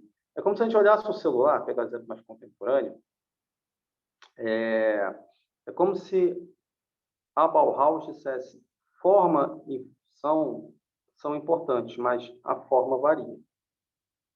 Não é à toa que a gente tem 500 celulares diferentes. Né? E alguns consideram a forma do celular mais importante, o iPhone, alguma coisa assim. Estou pegando exemplos mais contemporâneos para isso, né? É claro que a forma pode ser pensada também como artística também. Às vezes, a função da forma é ser artística. O que é interessante nisso é porque forma e função não é a mesma coisa. Mas vai ter um debate atravessado no meio disso, que é do industrial. Às vezes, a forma e função vai estar totalmente ligado com a capacidade e possibilidade de produzir em larga escala. E aqui vai ter uma discussão semelhante ali com ganhar e perder dinheiro também. Por isso que tem alguns críticos bem fortes da Bauhaus também. A escola de Frankfurt tem algumas críticas sobre a Bauhaus, né? Porque vai mexer com a indústria. Essa indústria, às vezes, vai mexer com o capitalismo. Então, imagina onde vai dar também. Mas isso não apaga o sucesso ou o que esses artistas estão levando em pesquisa adiante. Né? Preto e Violeta. Aqui estão obras mais dos anos 20, né? Desse período que ele está na Bauhaus. Pensando, sobretudo, enfim, que vai convergir isso aqui tudo para, enfim, essa conversa do livro que vai sair em 26. Né? Linha, plano. O que seria a linha? As linhas são quase que algo solto aqui, né? A gente nem sabe muito bem, às vezes, se forma um triângulo, isso que é mais legal, porque ele vai bagunçar bastante a ideia de triângulo nos escritos dele. Porque, tipo, é uma forma pré-concebida, algo que a gente reconhece. Enfim, por que está esse triângulo, às vezes, aqui? Ou se tem um triângulo, na verdade. A gente começa até a duvidar, depois de ler os textos do Candice, que se é um triângulo mesmo que ele está dizendo. Eu até antecipo que não é. É uma coisa meio, digamos, é como se o triângulo fosse nós que montamos dentro da gente o projeto ali. Por quê? Porque a gente tem uma ideia de triângulo compartilhado. Mas, ao mesmo tempo, essa ideia de compartilhamento de um triângulo pode gerar outras coisas, outras visões, outras possibilidades de visibilidade também. Não é à toa que tem a cor atravessando, tem a justa posição, ou seja, triângulo ao lado de uma cor referente a um diálogo com outras obras, com outras formas, com outros coloridos e por aí vai também. Preto e violeta. São esses dois símbolos que estão aqui no centro, né? Uma espécie, enfim, entre aspas, de círculo e outro, uma forma geométrica que está atravessada por um monte de coisa. Né? Ao mesmo tempo abstrato, ao mesmo tempo brincando com a geometria também. Isso aqui é legal porque tem aquela questão do construtivismo de pensar o que é meta-esquema, né? Enfim, o próprio Hélio Sica vai estudar bastante isso nos anos 50, né? Mas como é que essas coisas aqui se interrelacionam? Né? De forma totalmente autônoma. Você pode relacionar o da esquerda com o fundo, com a parte geométrica, com a linha, com a curva. Aqui vocês não têm, digamos assim, a projeção disso aqui em um espaço museológico, mas poderia-se também articular o que está na tela, digamos, se estivesse na parede de um museu, com a capacidade tipográfica e curatorial também. Você faz uma espécie de obra que abre o jogo de relações. Ou seja, cada um vai fazer jogo de relações ao infinito. Isso é também o abstracionismo. O abstrato é algo que, digamos assim, você não consegue colocar um signo muito estável. O espectador não consegue projetar algo que seja, talvez, estável por muito tempo. É tipo olhar um Pollock da vida e, digamos assim, amanhã ou daqui a 5 dias, ver algo diferente. Na verdade, eu acho que se olhar um Pollock, dependendo, 5 segundos depois você já vê outra coisa ali dentro. É bem possível que isso ocorra. Isso é, digamos, mexer um pouquinho como se fosse nas bases da arte. Para quem é acostumado com figurativismo, a gente tem uma certa, digamos, manutenção de algumas coisas visuais. Quando a gente começa a trabalhar, entre aspas, com o abstracionismo, aí vai mudar muito mais rápido nossa percepção do que é visível e invisível. Dá até para pensar nisso, já que a gente está falando desses termos ponto, curva, linha e etc. Peguei uma obra abstrata e pensa o que é o ponto inicial que vocês olham para ela. Você olha para um ponto, depois olha para outro. Esse ponto não faz, às vezes, muito sentido, e esse não sentido é o que importa, às vezes, porque faz uma relação com uma cor que está ao lado, com a cor que está aqui, com o humor que você está no dia, com a luz que está iluminando a tela. Enfim, é uma capacidade de abrir mais a obra. Quase que um infinito até mais, né? Bom lembrar que o zero também tem uma relação com o infinito também. Enfim, você vê, tem uma dízima periódica, sempre 0,0, aquilo é uma dízima infinitesimal. É cálculo infinitesimal. Eu falei agora há pouco, geometria analítica é cálculo infinitesimal. Isso é usado muito em informática, na verdade. Um cálculo que, sobretudo, toda hora vai dar um número infinito, né? E o zero é, sobretudo, um instrumento bem usado nesse cálculo até. E, enfim, o que é o zero? É alguma coisa que a gente usa ali, às vezes, para representar alguma coisa. Uma espécie de neutro, de invisível, até de ser, né, de palavra, que a gente usa para falar de outras coisas também. Isso é interessante. Kandinsky, ele começa a ver esses regimes, né? Composição 10. Isso aqui vai entrar já na fase compositiva dele, que é a última fase.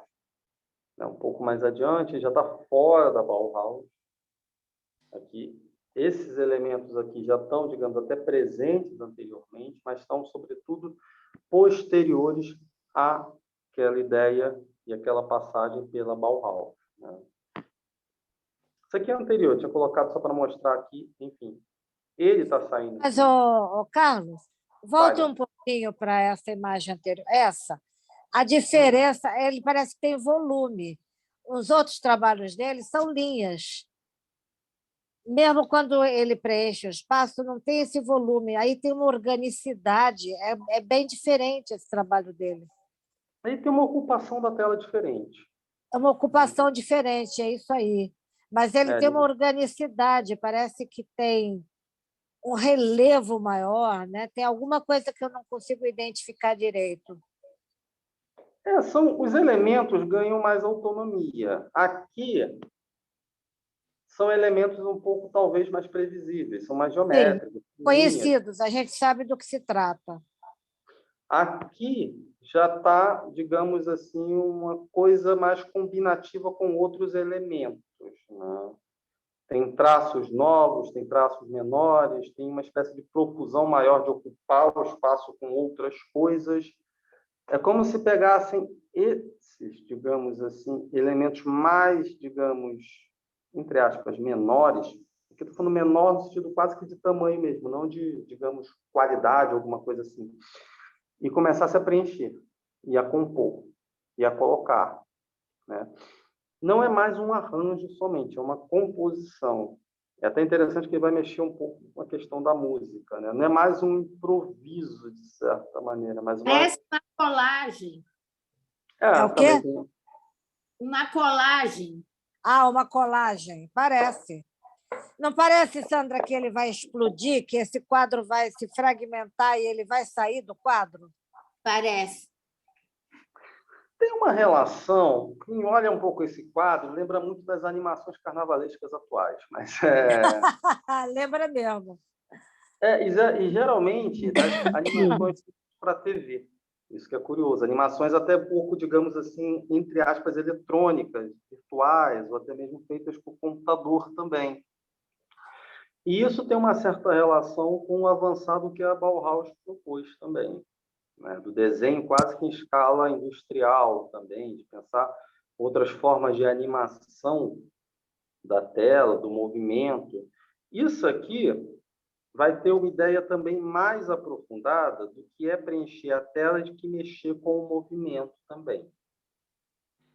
Que aqui a forma, o movimento, desculpa, vai ganhar outros, digamos assim, elementos. Ele está falando de movimento desde o início, só para dizer. É uma questão que está nos livros dele, que está na ordem. Aqui, isso aqui é um pouco antes, né?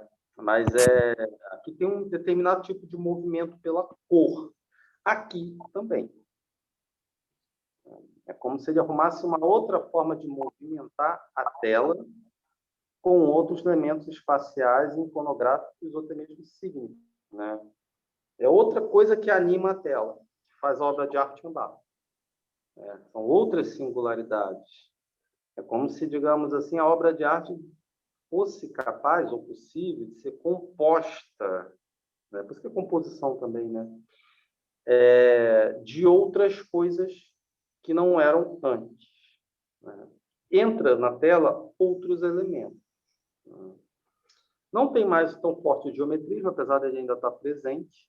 Ainda tem geometrismo aqui, tem círculo, tem traços, tem uma incorporação de coisas que são primitivismo. Aqui parece que é um momento até que, digamos assim, em vida, né, usou, digamos assim, quase que todo o repertório que ele tinha de domínio das artes. Enfim, ele morre em 44, né? Aqui está 39. Ele faz esse tipo de arte, composição, já bem antes até. A década de 30, até mesmo em 20, já tem composição. Até. Mas também parece uma espécie de acumulação, né? Essa tela aqui está acumulando coisa, está saturando. Mas não é uma saturação, digamos assim, à la Pollock, por exemplo, ou à la impressionismo, expressionismo. É outro tipo de acumulação, outro tipo de saturação, né? Não é uma saturação que parece, digamos assim, com tinta estourada, né?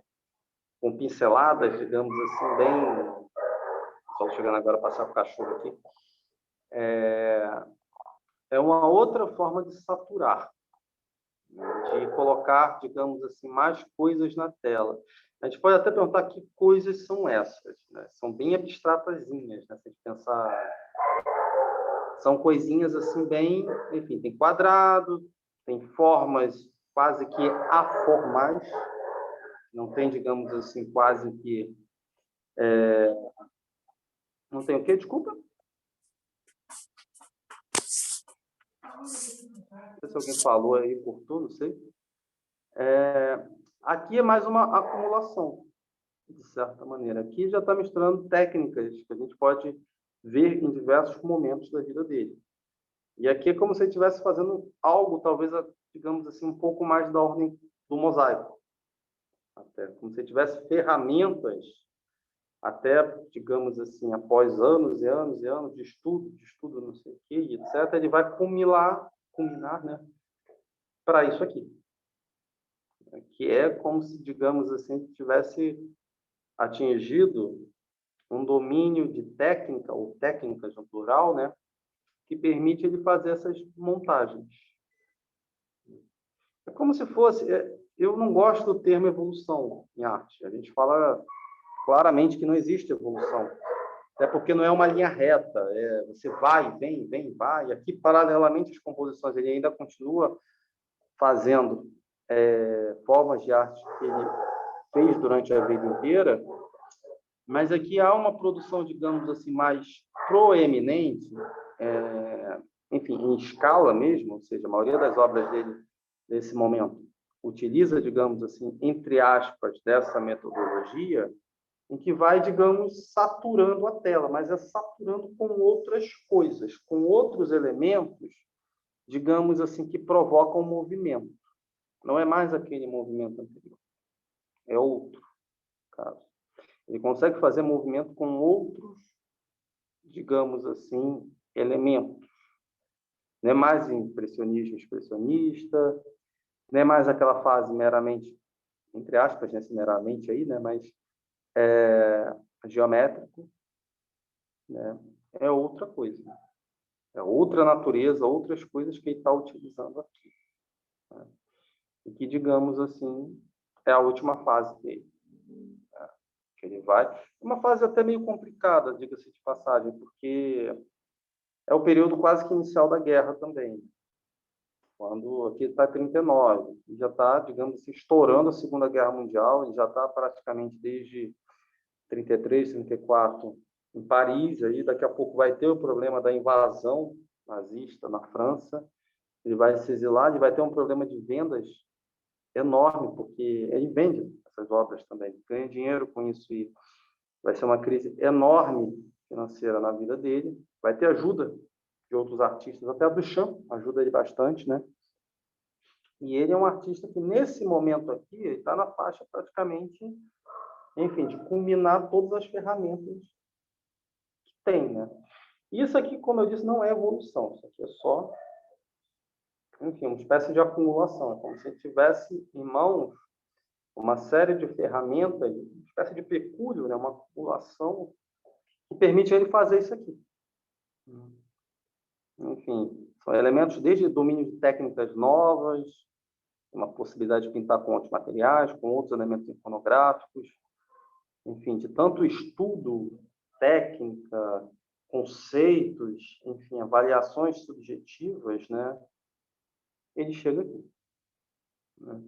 Deixa eu só mostrar essas obras aqui, isso está quase terminando, né? Faltam uns 5 minutinhos aqui, para vocês verem isso aqui, Improvisação, 1913.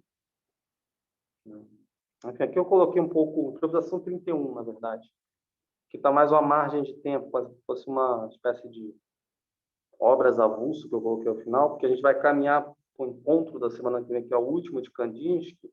É claro que ele vai voltar quando entrar na Bauhaus, mas, enfim, aqui está um pouco já caminhando essas, digamos assim, sofisticações que ele vai experimentando com o tempo.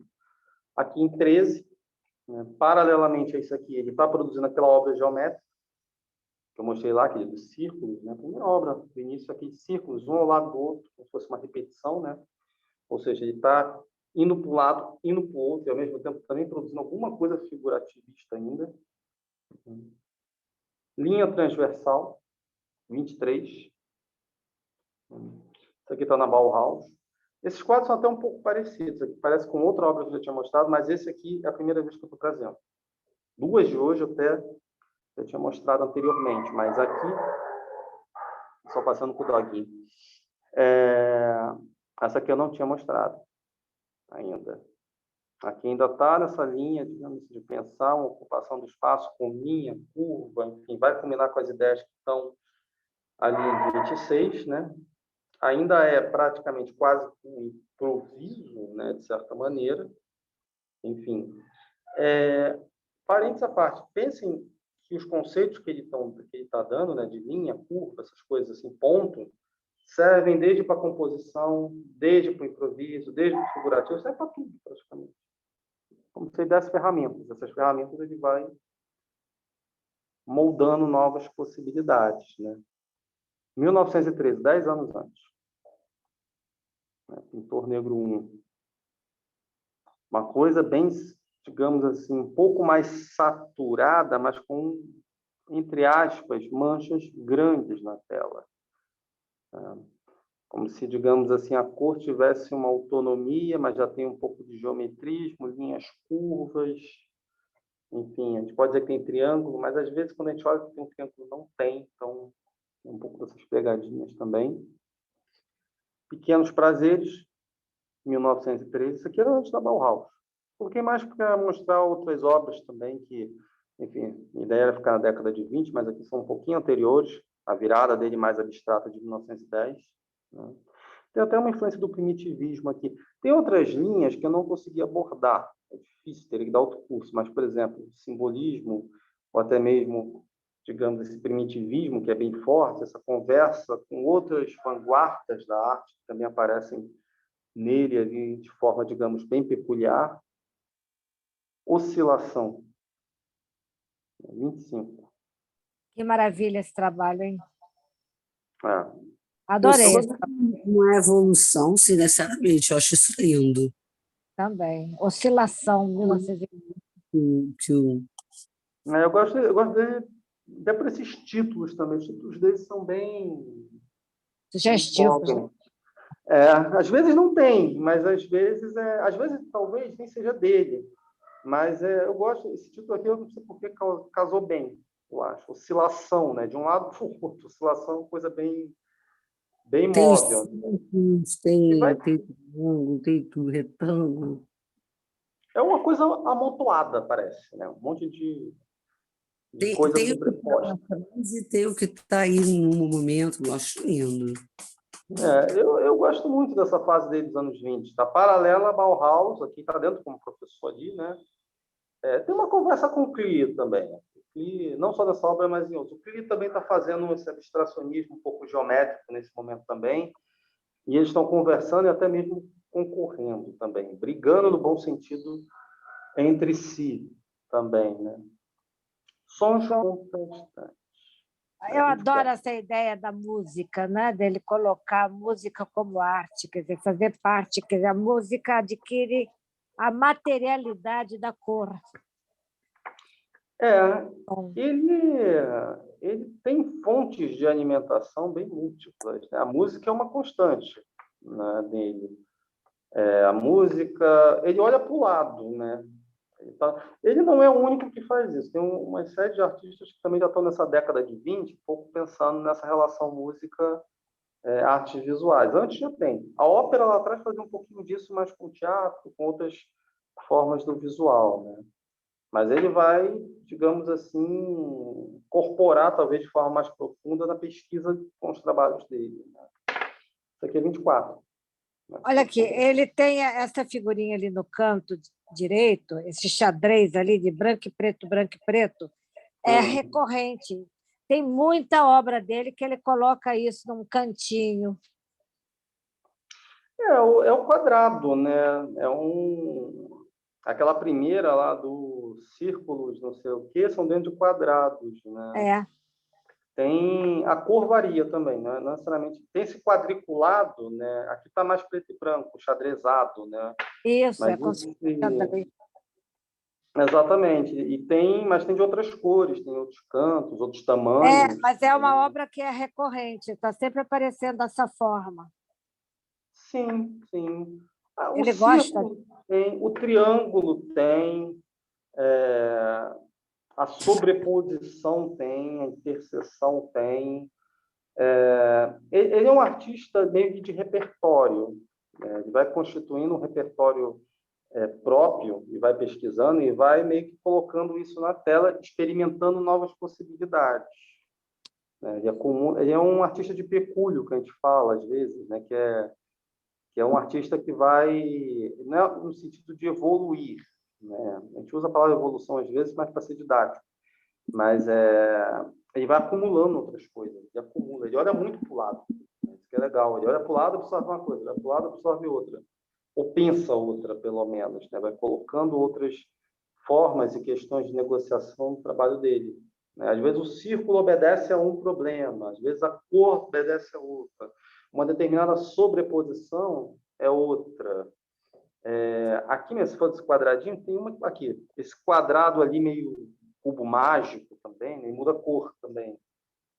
Aquilo é bem um quadrado, né? Acho que provavelmente se a gente ampliasse o quadrado esse xadrezado aqui, a gente vai ver que ele também não é tão equilibrado. Talvez é porque está menor tamanho e fica uma noção meio equilibrada. Mas provavelmente se ampliasse ele é um pouco tortinho, talvez. O que você está querendo dizer com o pecúlio, que ele em 20 tem contém ele de 1910, de Isso, 1900. Ah, entendi. É isso isso. mesmo, é a sensação que eu tive. Ele é um artista que ele vai indo e vindo, E, e ao e mesmo que tempo olhando para o lado, né? Ele vai incorporando, não sobretudo às vezes, não é sobretudo incorporar coisas visuais, mas tem questões que às vezes a gente acha nas telas que a gente vê que vem de um lado, vem de outro, ou ele tenta pensar visualmente, às vezes até mesmo por texto escrito, né? Alguma coisa assim que vai chegando. Por isso que ele fala de átomo, matemática, ou ele usa uma espécie de conceitual, às vezes, bem flutuante também, tipo zero, né? Ou visível, invisível, ou ponto. São coisas bem, às vezes, flutuantes, servem para um monte de coisas, são ferramentas, né? É como se ele usasse para explorar outras coisas, né? Ô, Carlos, quando, Vale. quando você fala olhar para o lado, você está querendo dizer que ele está dentro da época dele, olhando exatamente aquilo que está sendo feito agora De certa maneira, sim. Não necessariamente o que está sendo feito dentro das artes, mas no mundo, no mundo, né? tá? E pensando como o mundo pode...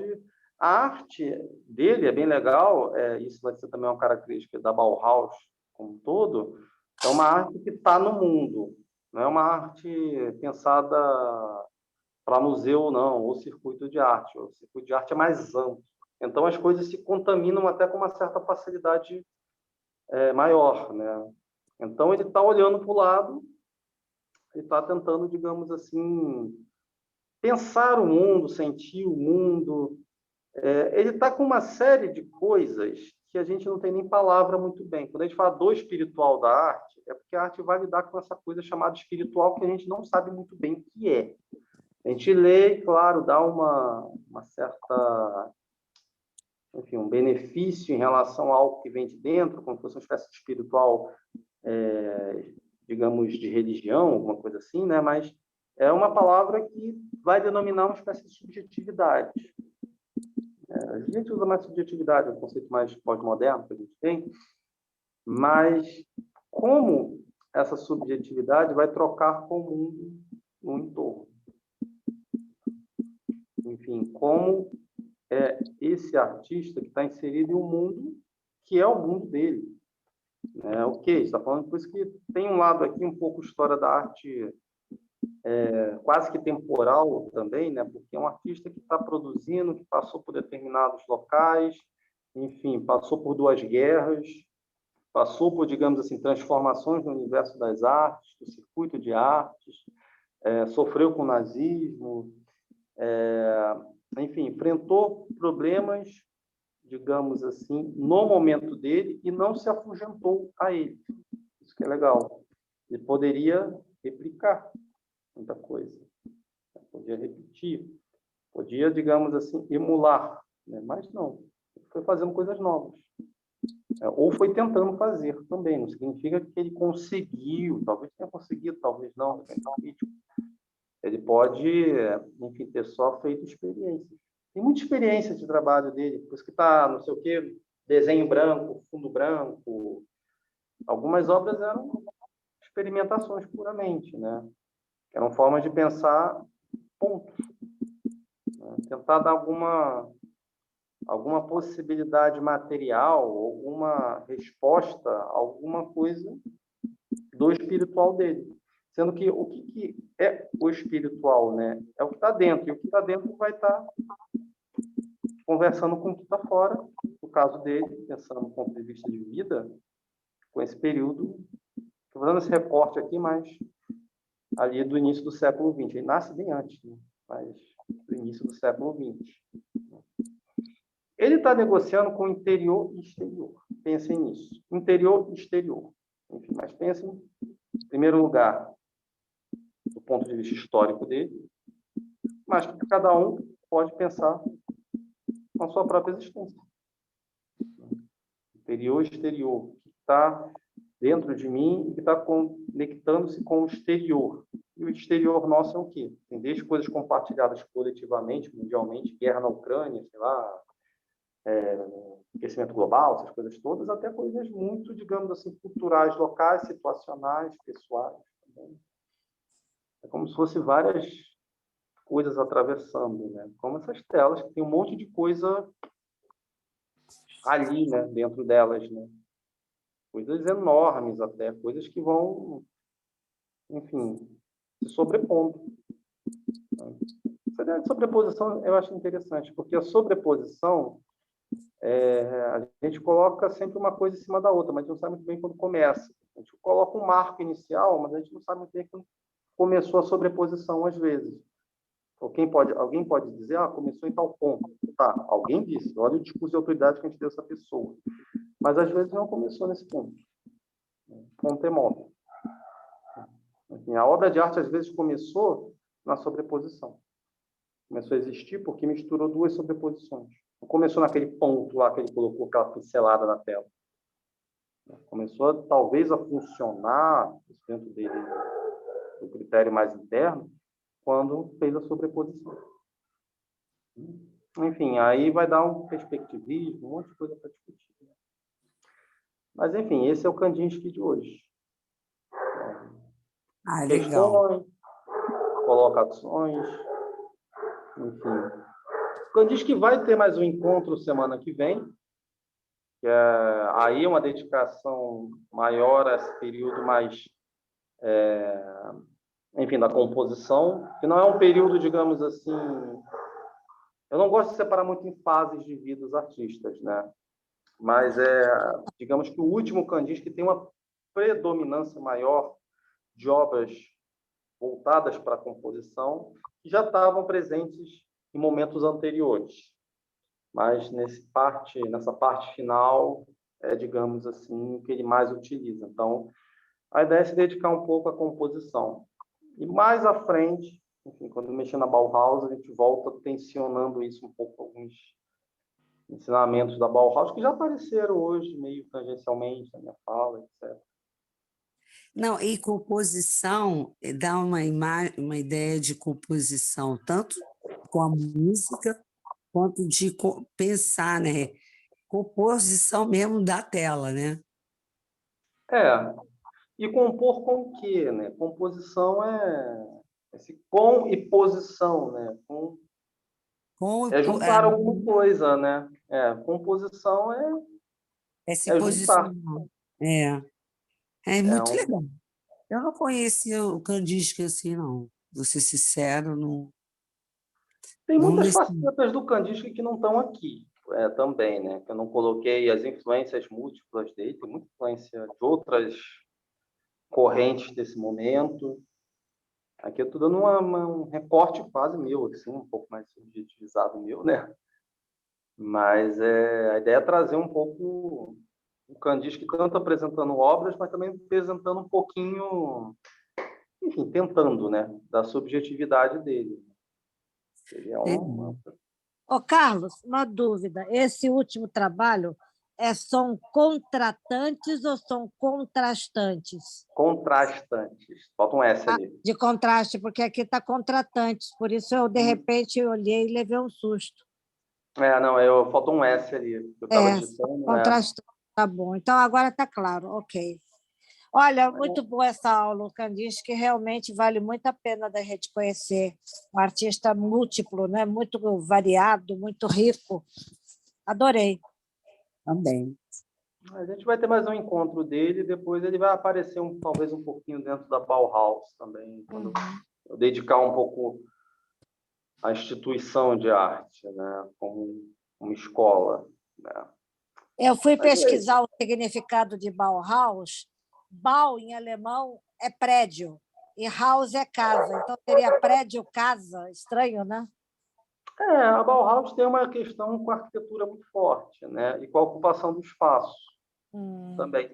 Por exemplo, a influência é tão forte da Bauhaus que dá para pensar, por exemplo, até mesmo enfim, as influências em Niemeyer, que chegou bem forte no Brasil, enfim, a influência da Bauhaus, e que viram um pouco alguns monumentos dele. Né? É, E um essa- problema da Bauhaus também, porque ela é uma estética que ela foi sequestrada pelo nazismo também, em certa medida. Aqui no Rio, a maioria aqui é do Rio, sempre tem gente de fora, talvez tenha vindo aqui que vai assistir a gravação depois. O Comando Militar do Leste do Centro é uma arquitetura bem bauhausiana também. Muitas obras do nazismo tiveram, de certa maneira, inspiração na arquitetura da Bauhaus, né? Foram sequestrados, apesar de... Qual prédio? Aqui é a Central do Brasil? Não, o Comando Militar do Leste tem uma inspiração certa É aquela lógica do coisa Bauhaus. assim, bem simplista, né? Com linhas simples e bem funcionais, né? Tem um pouco. Aham. O nazismo também... Não estou dizendo que o Comando Militar do Leste tem uma configuração com o nazismo. Não é isso que eu estou dizendo. Mas tem muito prédio, ou muitas obras do período nazista que foram sequestradas das ideias da Bauhaus Uhum. e que foram ressignificadas como uma espécie de arte, enfim, nazista também. Tem que dar, às vezes, uma filtrada ali por dentro, essa coisa toda, porque o nazismo combateu isso aqui ferozmente, mas também roubou um monte de coisa. Então, tem uma certa linha tênue de crítica que a gente tem que fazer sobre isso. O Niemeyer, o arquiteto, em várias obras, ele bebe muito alguns trechos de Brasília tem muita influência da Bauhaus. E aqui eu estou falando da Bauhaus também, não necessariamente como uma escola que a pessoa foi lá, mas dos textos, dos livros, enfim. A gente está falando de um Kandinsky que produziu textos escritos e foram publicados pela Bauhaus, né? A ideia era espalhar essas novas formas de pensar a arte pelo mundo. Mas é isso, gente. A gente pode fechar por aqui. Eu vou encaminhar depois para vocês vou jogar lá no grupo o segundo livro do Kandinsky lá. Vou ver só o tamanho dele, porque eu acho que ele está num tamanho grande e o WhatsApp às vezes não compartilha. Por isso que eu não joguei lá já, mas acho que vou tentar ver se alguma compactação. Aí eu envio para vocês, para quem quiser ler também. Alguma coisa não é Claro, obrigatório. adorei. Tá bom, muito obrigada. Olha, então, bom fim de semana para vocês. Até semana que vem. Da semana. Um abração. Semana que vem é a última, né? Bom, Do Kandinsky, sim. Sim, então tá bom. A gente paga a partir da última aula, então, né? Eu vou abrir ainda na outra, ainda vou dar uma aula gratuita Já no tem outro. 15 dias, tá? Tá bom. Ele avisa a Iracéia. Não. Como? Ele avisa a gente.